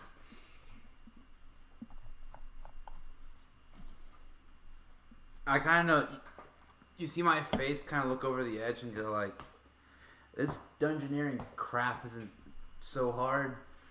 And you see I'm like flicking like a copper piece in the air and catching it. Alright, so everyone, Bismuth, I imagine you just climb up the rope. You know, you being a strong dragonborn character, you don't need to roll anything. And you peer in and you actually notice that it's the room that you were in earlier. You know, the very same room that when you tried the middle door, everyone was teleported into another part of the mine. So you do recognize that you're still in the same mine. You know, you just were changed location to some other part of the mine, and you managed to get back to where you'd started. There's still one remaining door that you haven't checked, or you can continue back the way that you came through this room full of undead dwarves.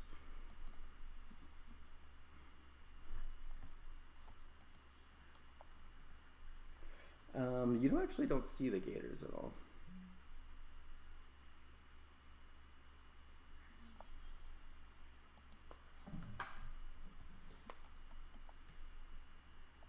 Okay, so let me see. That one is 10. All right. So, Cantor, you kind of open the door and you see a corridor that has a floor composed of granite tiles and smooth walls made of mortared bricks. It stretches for about 70 feet before ending at another door. Near the middle point of the hall lies 2 moldering corpses.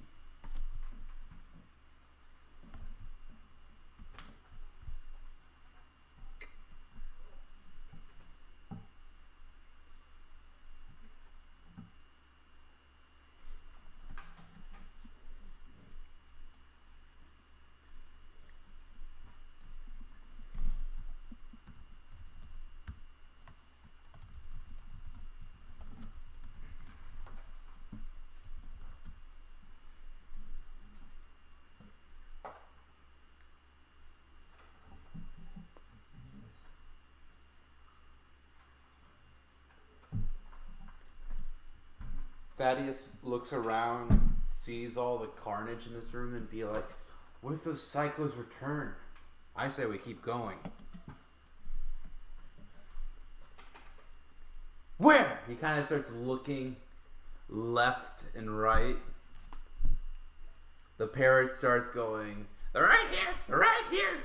Kind of flapping its arms.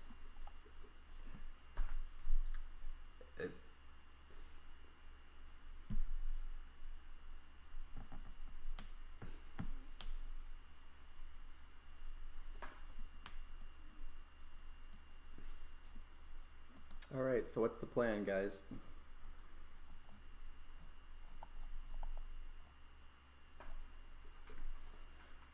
Okay. Just kind of close the door, you know, hopefully nothing comes up from the other side, nothing comes through the door and all. Just kind of resting in that little spot there.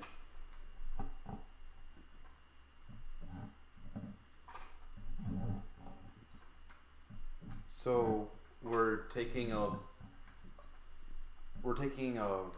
camping here in this room?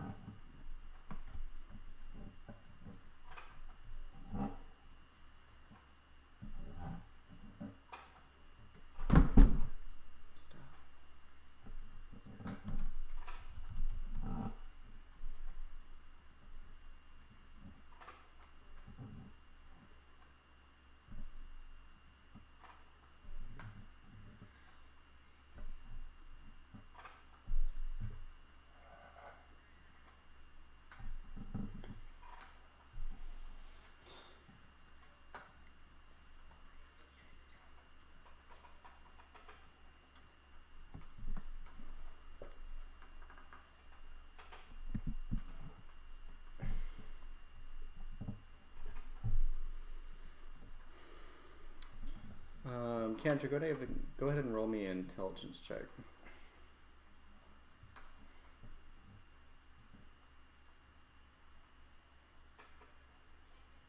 So you probably know that it's probably been about like, you know, you've probably been up for probably like 18 straight hours.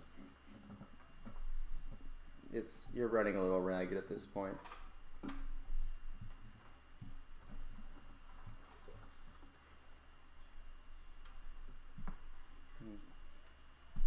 Okay, kind of describe how you would like to. Are you like fortifying this little camping spot? Are you creating a fire, or who's doing what? Kind of everyone kind of pick something that they would like to do.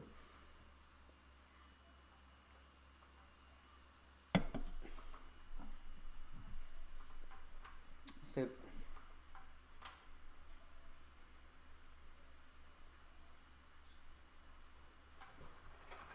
Okay. How deep is the hole or crater from the explosion earlier? It's probably like 7 feet deep. All right, I'm gonna start. My Thaddeus is gonna start picking up all the bones and throwing them in the hole. Okay. He's Like the dwarf remains and stuff? yeah, like all the bones and stuff. Okay. Just by himself? Twiggy's like grabbing like an ankle bone, like walking up to the hole and dropping it. Okay. Muttering about, even paupers need burial. Okay. Kind of stuff. Do y'all have the door open? Do you kind of see this happening? Thaddeus just kind of moving corpses in that pile, or are y'all kind of just doing your own thing?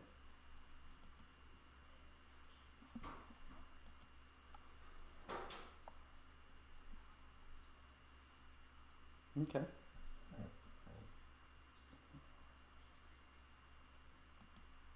All right. You managed to get all the bones and corpses into that pile. I kind of start pushing dirt over them. Yeah, easy enough. The explosion kind of loosened a lot of the floor, and there's a lot of debris there's mine carts filled with like just regular mine tillings and trailings and stuff like that. You just wheel one over and push it over and dump the mine tailings down onto the pile, covering them up. I kind of say a quick prayer underneath my breath and, rest in peace, you bastards. And I kind of start hobbling back to everyone else.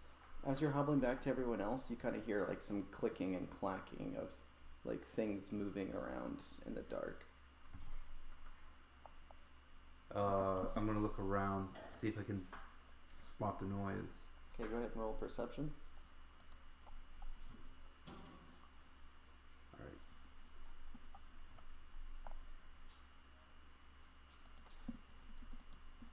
Okay. It seems to be coming from over here as well as over here. They don't seem to be coming towards you or anything, you just hear like movement. You would not hear the noise, Luna. Alright, does it sound... Is it something I've heard before, potentially? Something... It sounds like probably more skeletons. You probably encountered some skeletons here in the Mines of Madness. More undead movement. Can I see my group mates, or they close the door? I imagine they still have the door open. Hey!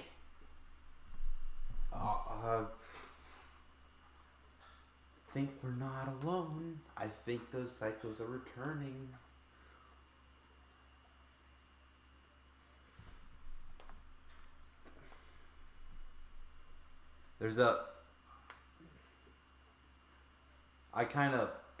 He kind of points in the direction of the, like over there. He's like, they're coming back. It sounds like the clicking and clacking noise is getting a little bit closer. And you see Bismuth kind of standing there by the open door, kind of like he sees the worried look on your face. Conjure up a firebolt, and as soon as I see something over there moving, I'm gonna toss it at it. Okay. You kind of wait for a couple of seconds. You wait for a couple more seconds. Luna and Bismuth, you see like Thaddeus' like concerned look on his face, and you see his hand kind of glowing red a little bit as he's preparing this firebolt, but nothing seems to approach at all.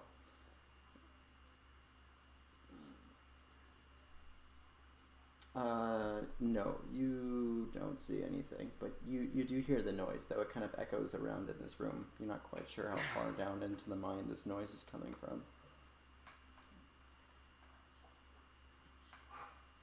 Featherbud, check it out. I kind of pick the bird up and toss it as it starts flapping. Okay, I don't imagine if your bird can see in the dark at all. No, it can't. It kind of flies around, and all you hear is the sound of flapping and squawking, like echoing around. All right, I'm gonna try and look through its eyes. I think you would still only see what your bird sees. The bird can't see anything. Mm-mm.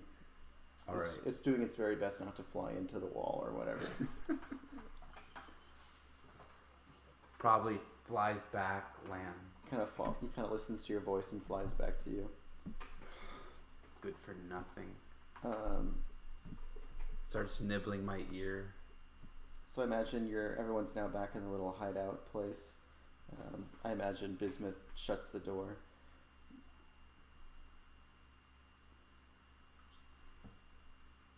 Actually, wait. I'm gonna light a torch, and I'm gonna toss it over there. Toss it over where? Toss it over where the noise was. Okay. You toss a torch. You don't see anything at all. All right. I'm gonna leave the bird on this side. I'm like, you watch guard, and I like close the door, and now there's a parrot on the other side of this door. Okay.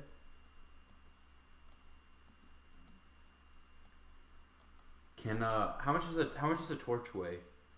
I think a torch weighs a pound. Is that enough for a bird to pick up? I'm gonna go with probably not.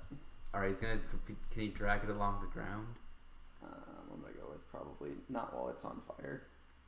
Well, the handle. Uh, Or the non on fire part of the torch.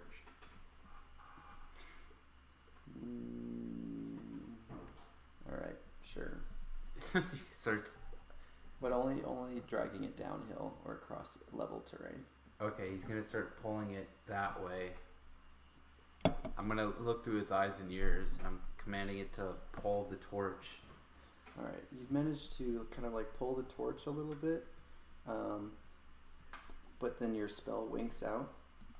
You are out of range of communication with your. It's 100 feet. Yep. Each square is considered 10 tiles. Let's see here. That's 1, 2, 3. The entrance. You can get this far. Okay, he's gonna get this far. Yep. And you don't see anything as the spell kind of winks out. Okay. I'm just gonna have them stand by the torch and just keep watch. Okay. Sounds good. Everyone's trying to get to sleep now, I suppose. Is everyone still kind of like talking by the fire at all?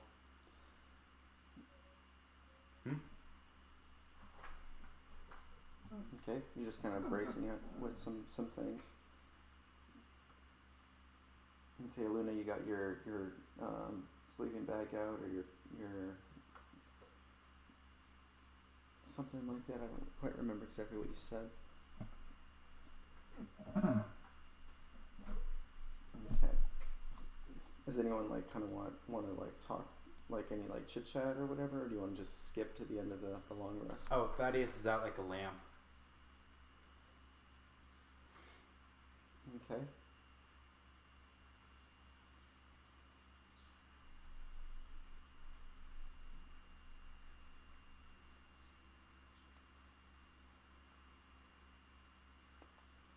So I'm guessing everyone just falls asleep. Everyone assumes like they're in a good spot. No one needs to stay up and take watch. I told my bird to keep watch, but I don't know how long or how loyally it'll do that. This spot's probably safe enough. You think you're probably fine. Okay.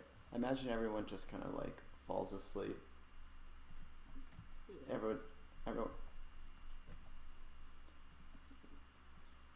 As everyone's trying to sleep, you just kind of hear these whispers, and they kind of like invade your sleep, invade your dreams, and they kind of grow in intensity, and they kind of fade a little bit, but they're just constantly there, persistently, causing your sleep to be fitful and uneasy.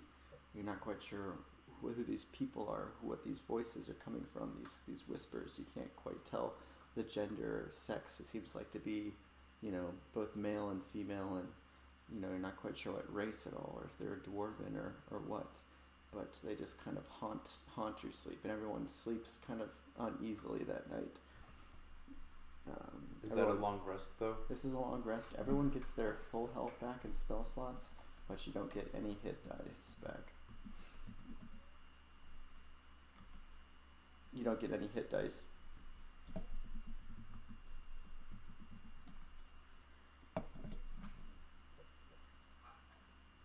So, wait, we just get our spells back, no health at all? You get your health back, you get your spell slots back. You basically get everything back from a long rest except for hit dice. Gotcha.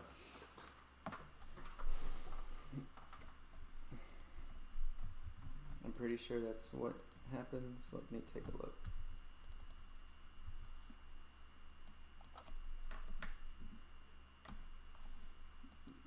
Yes. Everyone kind of has like twisted dreams, like, pretty much nightmares, and everyone just kind of has like fitful sleep, everyone kind of wakes up not super rested, but, better than you were before.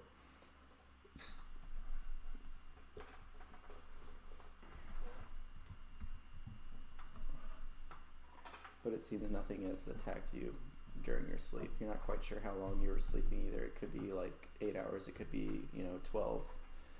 Nobody really knows. You hear scratching on the other side of the door.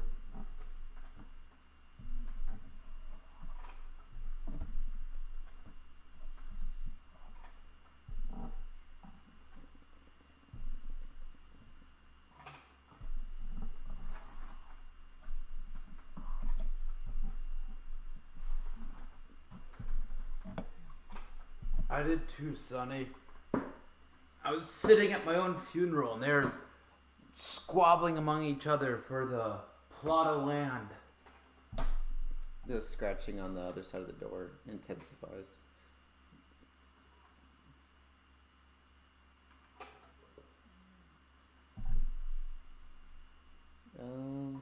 Go ahead and give me a nature check.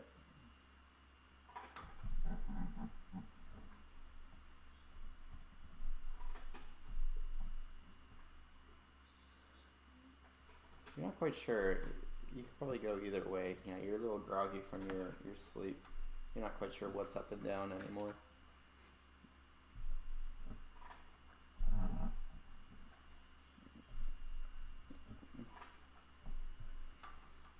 Oh yeah.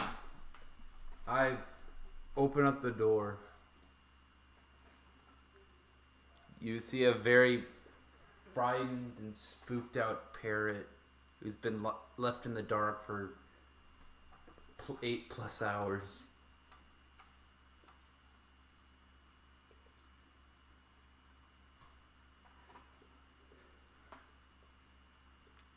You see it's like pulling feathers out and just kind of shaking.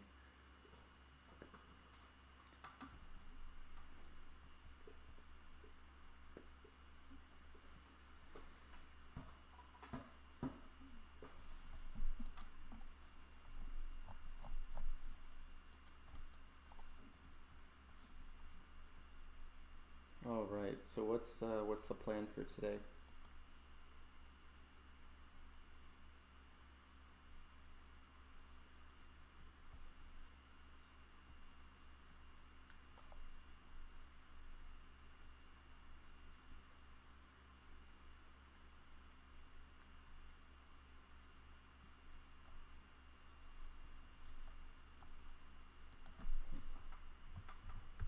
Cantor, you kind of look and you kind of peer into that hallway, and it seems like nothing has changed. It's as you had left it.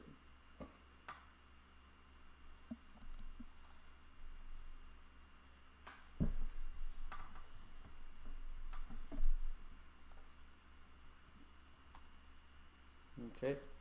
The corpses are probably about right here.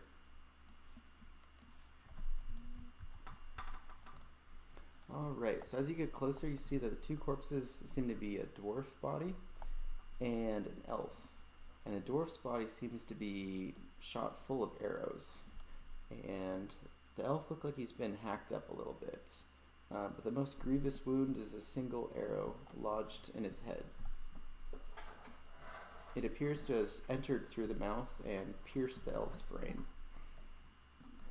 You see on the ground a longbow and a bloodstained battle axe, and between them looks like a pack, like an adventurer's pack.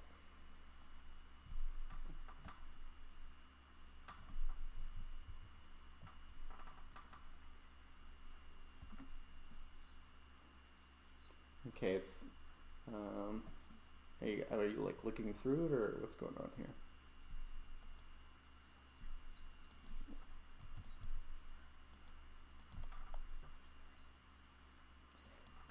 It doesn't appear so.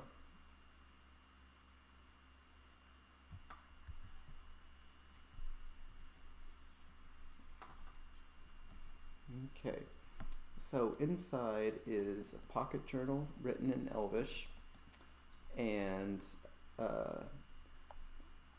seems like all the rations were gone. And let's see here. And inside is a pocket journal, and that's everything. It looks like there was more rations, but they're all eaten up.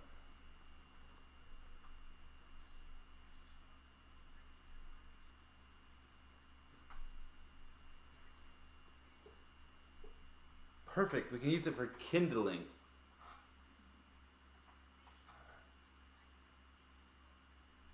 Okay. In it just kind of talks about, pretty much, it talks about like the life of this one particular elf. His name was Faramir, and you kind of like flip through it. It doesn't seem to be too terribly interesting. you kind of flip to the part where he and his friend have gone to the Mines of Madness, and they're looking for the Forever Stone, the same thing that kind of you are looking for as well. And the dwarf's name is Helmut, and as you flip through it, you kind of you see descriptions of rooms that you've already encountered so far, nothing too new. And you kind of flip to the last page, and it says the last entry: "What vile magic! Trapped in this dark, narrow hall with no means of escape. Helmut ate the last of my rations, and now he looks at me with hungry eyes. I think he plans to kill and eat me. Alas, I could never be so desperate. Eat a dwarf? Disgusting. I'd rather shoot myself in the head."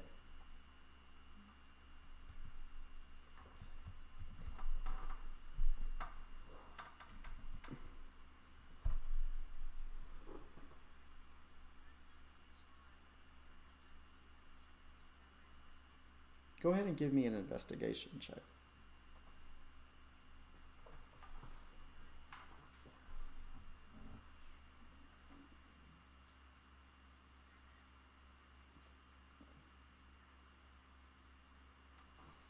All right. So Luna, you managed to take a look at the longbow, and you take a look at the quiver that the elf has, and you kind of pull out some of the arrows, and they seem to be pretty nice arrows. You know, you find 6+1 arrows.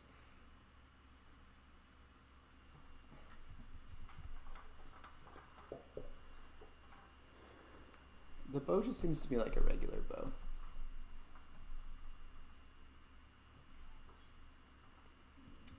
Go ahead and give me a investigation check.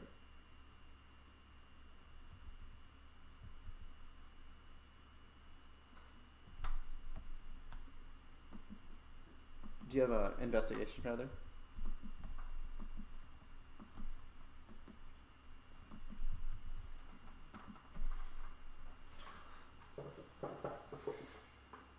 All right. So that the axe seems to be just like a regular axe.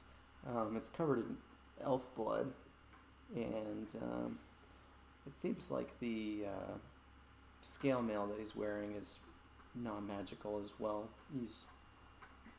It's useful, you know, but it doesn't have any magical properties to it. Alright, does anyone else want to peer over the bodies? I'm gonna compare my boot size to their boot size. Okay. Go ahead and give me an investigation.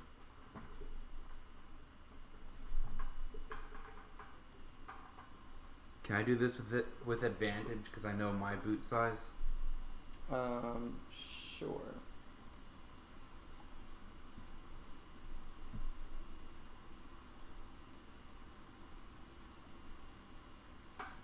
All right. So you're just kind of like comparing clothing sizes, you know. None of the boots fit you, unfortunately. I don't know, how tall is your character? He is about 5'6". 5'6". So the elven boots, they might fit you. You're not quite sure. You kind of take one off and you hold it up to your foot, you know, sole to sole. And then as you're kind of looking at the boots, you kind of take a look at the elven cloak and you kind of compare it to your cloak. And you know the elves make pretty good stuff. So as you put it on, you know, the cloak actually changes color a little bit to match the floor, the color of the tiles that you're standing on. Right here, you dolt. I'm the one with the poor vision.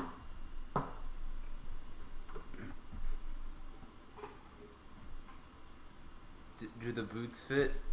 The boots do fit, actually. Perfect. I pull off my very worn out boots and I take the elves. Alright, so and you also managed to find a cloak of elven kind. Nice. Do I add that to anywhere? You can type that in your treasure or whatever in your bio. Okay.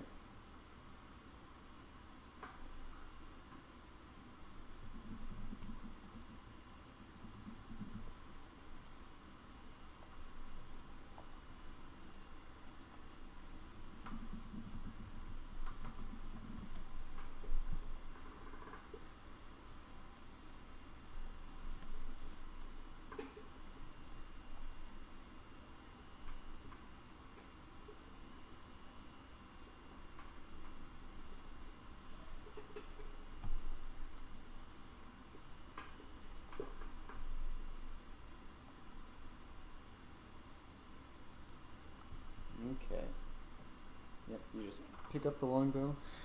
It seems pretty good. It's got like some ornate carvings of, deer on it and, bighorn sheep and stuff like that.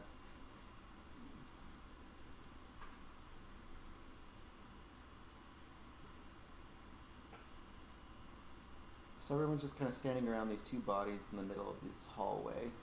The door is opened on the way that you came in and closed on the way on the opposite side.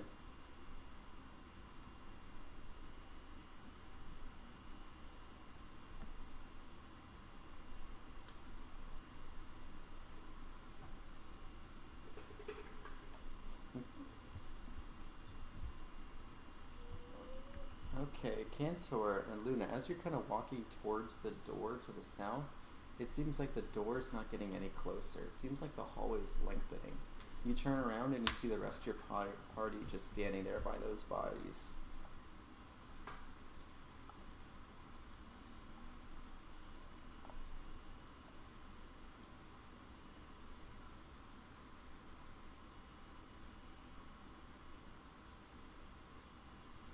You're heading back the way you came. You walk past Thaddeus and the bodies, and you walk towards the door to the north, but it seems like you can't quite get any closer to that door either. It still seems to be a good 35, 40 feet away.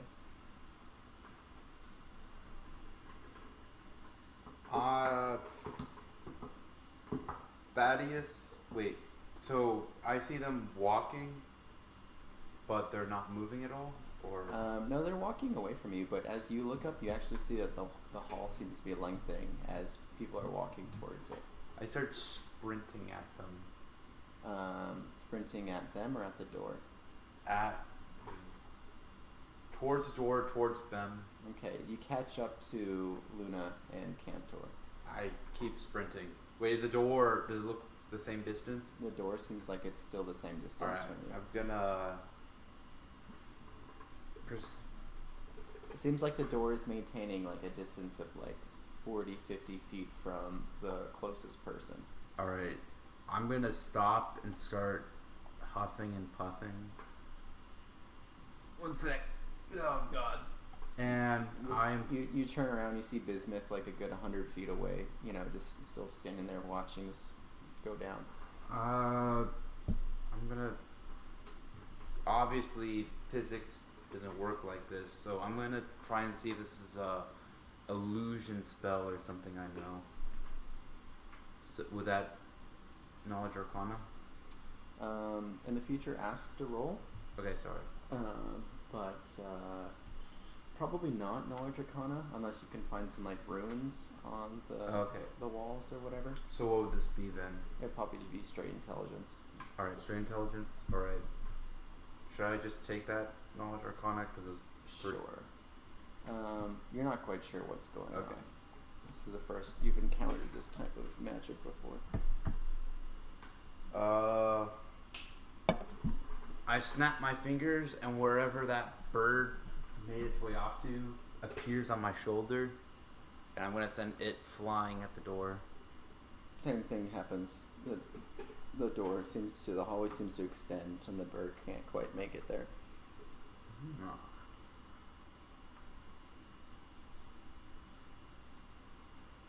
Cantor, you're not quite sure what's going on here.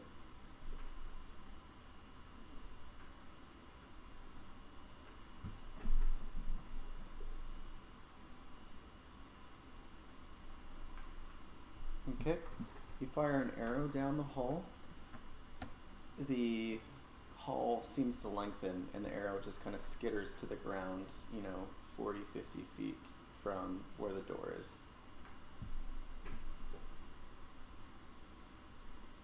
The hallway extended so that the hallway just shoots forward just as quickly as the arrow left your longbow, and the arrow doesn't quite make it to the door. I'm gonna walk forward towards the arrow. Do I eventually get up to it? You manage to get up to the arrow. It's probably like a good 300 feet away from where the group is.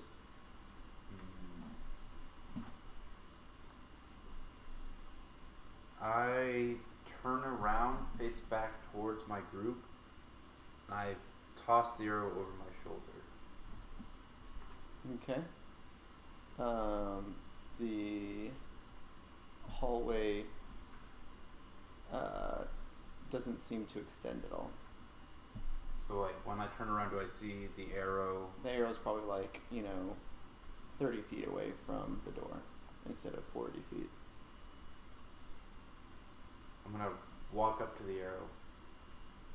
As you walk up to the arrow, the door extends another 10 feet. Luna, go ahead and give me an investigation. So this seems like this is a trap and a spell. This trap is designed to perhaps keep you here indefinitely until you die of starvation. It seems like that's what happened to the young dwarf and elf here. They ran out of food. The dwarf went mad, hacked the elf to pieces, but the elf managed to get 11 arrows into this dwarf and then managed to take himself out with his last arrow. 11 arrows, jeez.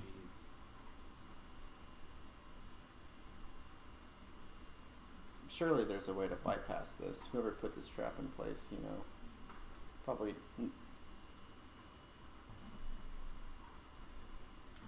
Okay.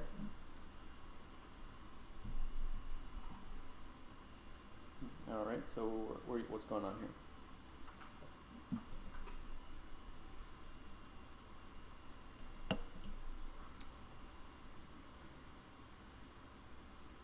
Okay. It seems like this hallway is legit. The hallway to you using your echolocation seems to be like this now, like 400-foot long hallway.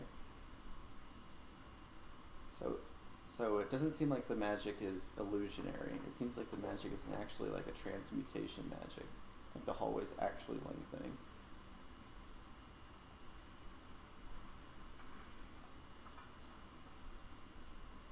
Extend as you're like flying along. Yeah, it does. As you kind of fly towards the doors, the hallway extends some more. And according to your echolocation senses, like the halls, the walls and the door are real.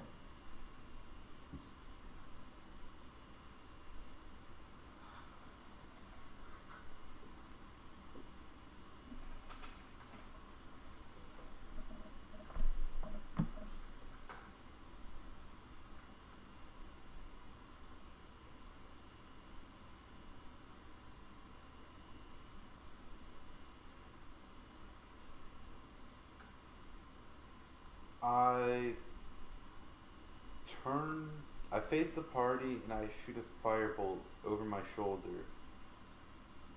The firebolt goes the range of your spell and then like puffs out. So it does not hit the door. How far are you from the door again? I don't remember. It's kind of hard to keep track of where it is. The door keeps moving backwards, so... So are you at the distance before the door stops moving?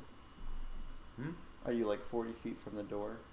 Yeah, the door keeps moving when I try and get close to it. As you fire a firebolt over your shoulder, the firebolt sails through the air, and your aim's a little bit off, so it hits the wall 10 feet from the door. But it doesn't seem like the door moved at all to account for the fireball. I walk backwards towards the door, like looking over my shoulder to make sure I don't hit As the you wall. kind of look over your shoulder to make sure you don't hit the wall, the door extends further and the hallway gets longer.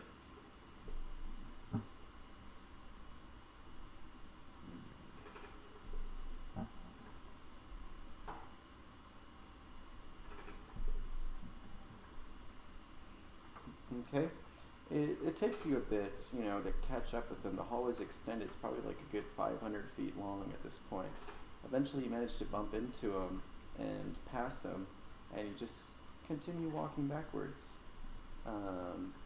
Thaddeus, you turn and you see Bismuth just running his claws against the wall, and Bismuth, eventually you bump into the door itself.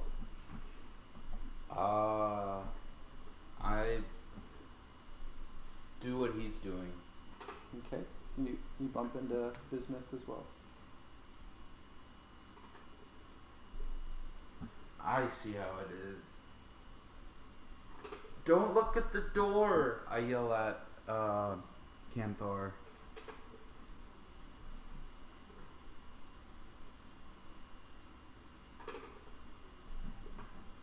It's shy.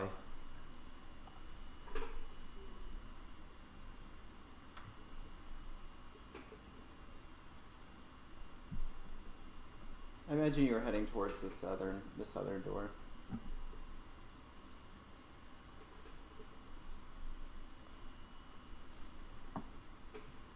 Okay. So I imagine everyone follows suit.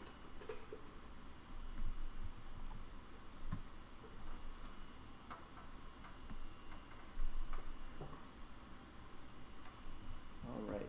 On the other side of the door just opens normally, and you return to the natural cave. You know, that whole room is like tiles and walls, and as you open the door, it's like a return back to the natural, uncut, you know, raw cave.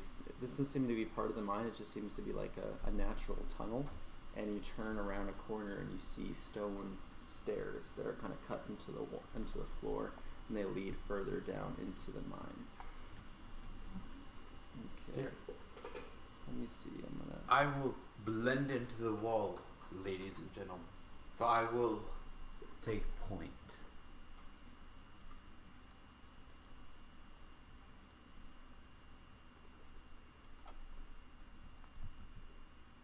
Psst, I'm right here.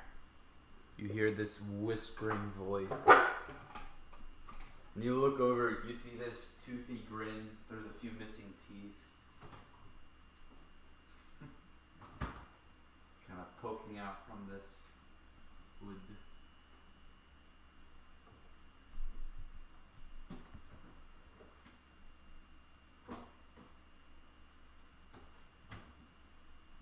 All right. So let's see here.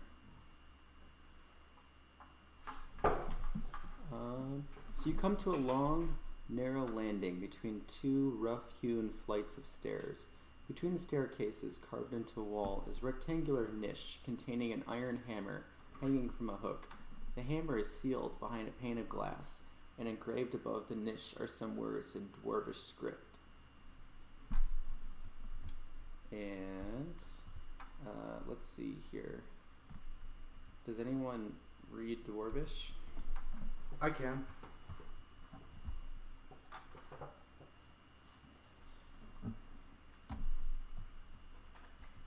Alright, so I'm gonna show you what it says and I'll let y'all translate it.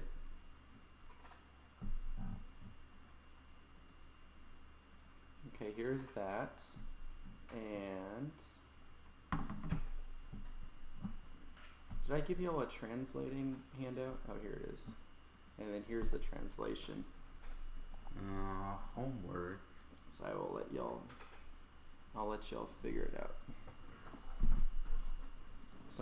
Y'all can split it up, I guess. Okay, shoot, the handout just, oh wait, there it is. Let's see here.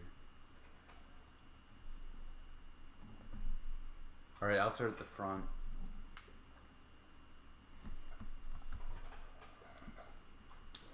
Yeah, let's each take a row. And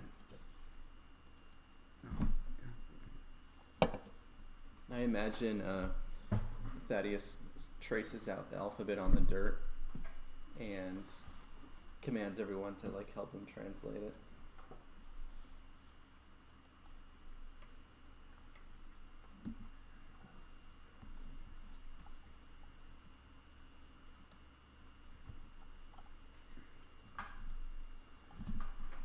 was he one of those skeletons back there?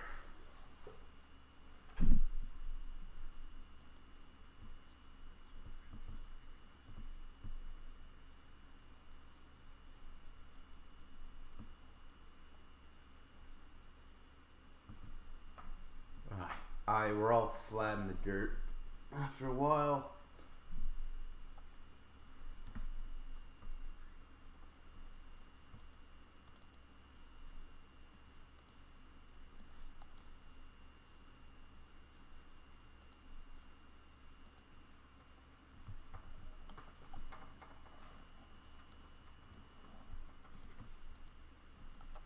imagine everyone is crowded around this thing, kind of looking at it, Yeah. translating it.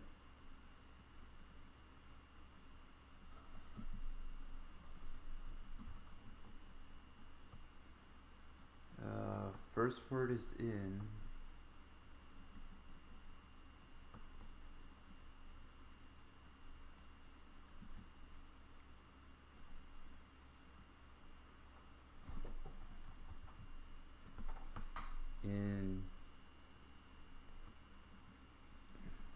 In case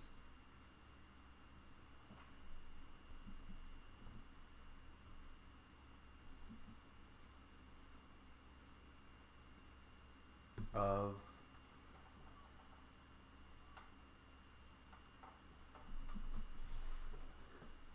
beautiful. What are these crazy bastards up to this time?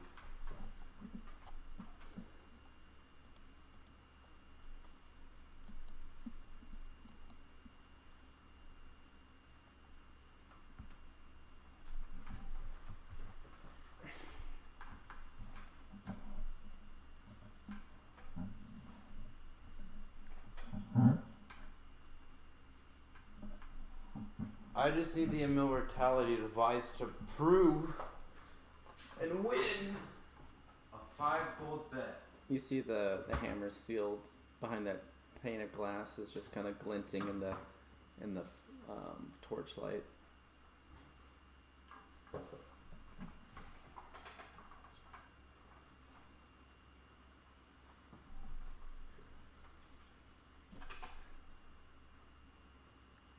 I kind of wait. So we're staring at this pane of glass, or is it like a?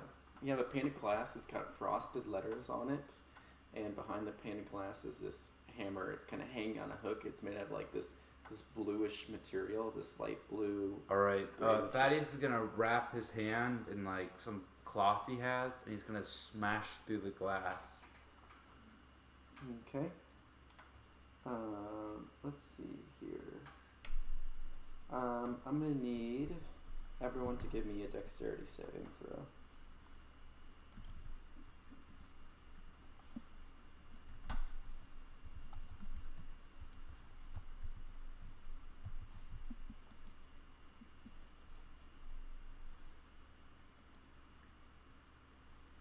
Let me roll that. There we go. That's much better. Are you using your last bit? I thought it renews every long rest. Okay, you're right. You're absolutely right. Okay. So, Cantor and Luna, you take 12 lightning damage. Bismuth and Thaddeus, you only take 6. As Thaddeus breaks this glass, it sends a shockwave of energy outwards. But the glass kind of crinkles to the ground a little bit, exposing the hammer beneath.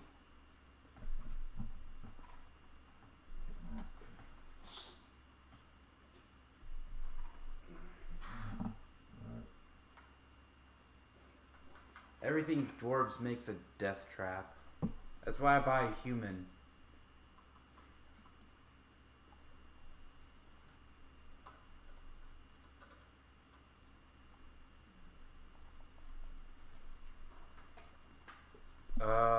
I'm gonna look at the hammer. Does it look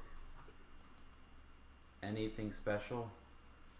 It's made of like this bluish gray metal, and the hammer is like a two-sided, like kind of a war hammer of sorts. And it's got like kind of runes carved onto the side. Okay, runes, that's Arcana. Can I try and see what they mean? Sure.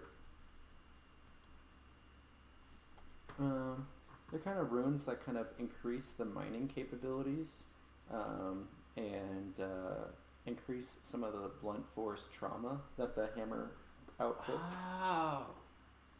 This, if the golem goes berserk, you smash it to pieces with this. Alright, which one of you lads can swing a hammer? He starts kind of walking up to people and feeling their muscles.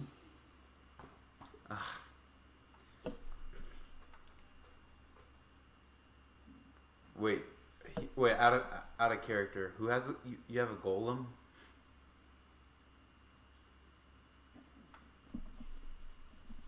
To the mine. Oh.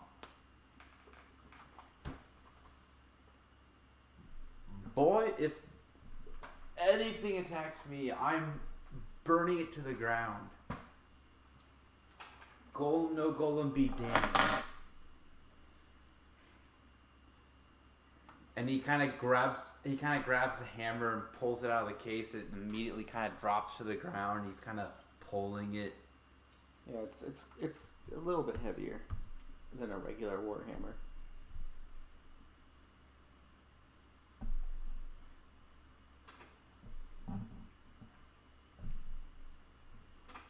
Yeah, he kind of forgets the hammer and he looks at you. Ugh.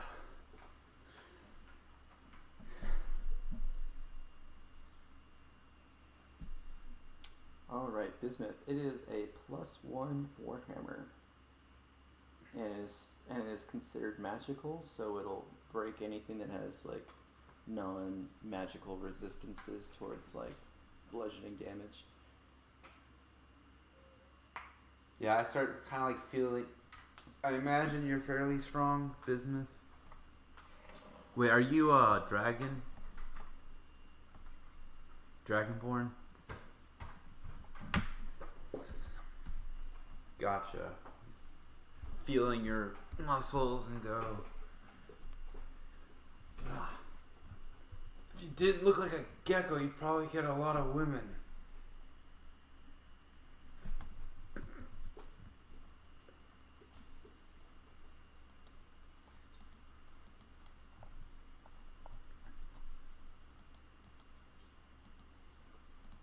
Oh, the wall crumbles, and like shards of rock and dust fly out.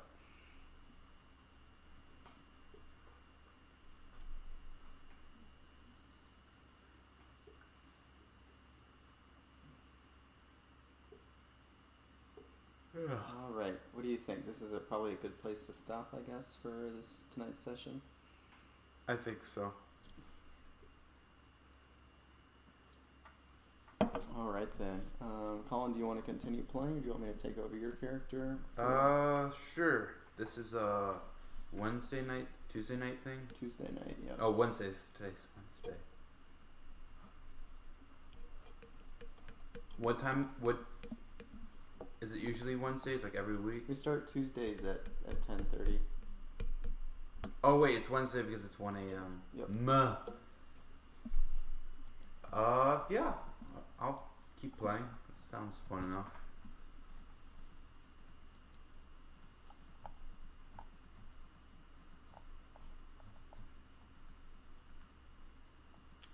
Yep, I think it just goes by a little bit quicker in person, and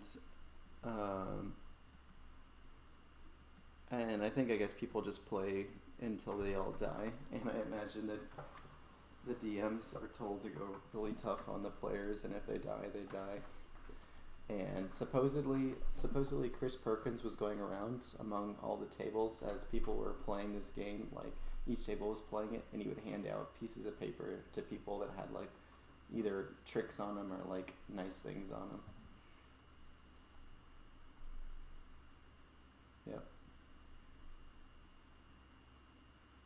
But it's wrapping up to a close. You might be able to finish next session if you make the right choice on pathing. But who knows? We'll see. I'm not quite sure how y'all are going to handle this next part. I'm still deciding on kind of how to handle it, but yeah. What happens after the one shot? Is this gonna move into a campaign or? Maybe this was kind of just what we did to take the place of the DM that normally runs the campaign. We're doing Tomb of Annihilation, and lately he's been busy with work, and so I kind of picked up running a side campaign. Gotcha.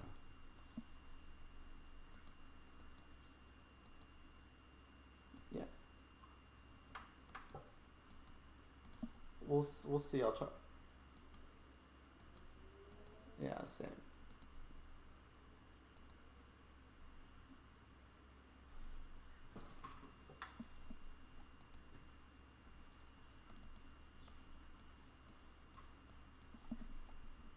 Neat. Maybe I'll roll my character over into it if I'll let me. Or Oh, we would have to level you up to 7, but potentially, yeah, you'd have to talk to the DM and see if he wants a wizard, or maybe he wants somebody playing a class that no one else is playing.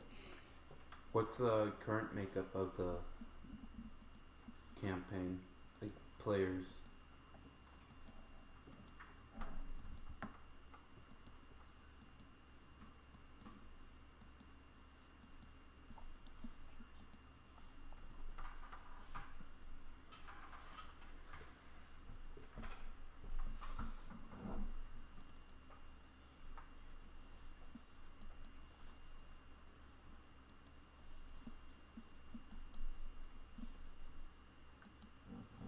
And then I'm playing a cleric, and the DM is also playing a PC, like a DM PC, which is kind of like a barbarian type character. Oh, I see. So I guess other classes, I mean, he'll probably let you play whatever you want, but other classes would be like a ranger, a warlock, a sorcerer, Fighter. a druid. We have a fighter currently. What kind of a bard pal- is a it? Is paladin. it a valor bard? Is it a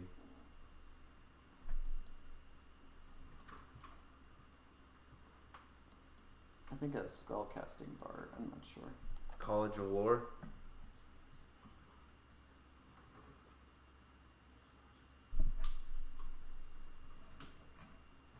Because I have an idea for a fun lore bard build. That'd be, like I said, fun. Yeah. Alright. Tell me what the DM thinks.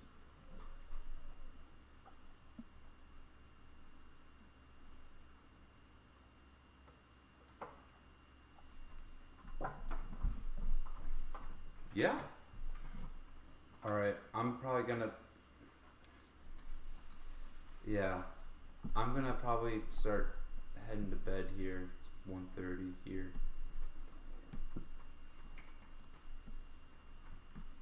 All right. Well, good night, everyone. Uh, Mm-hmm. that was fun.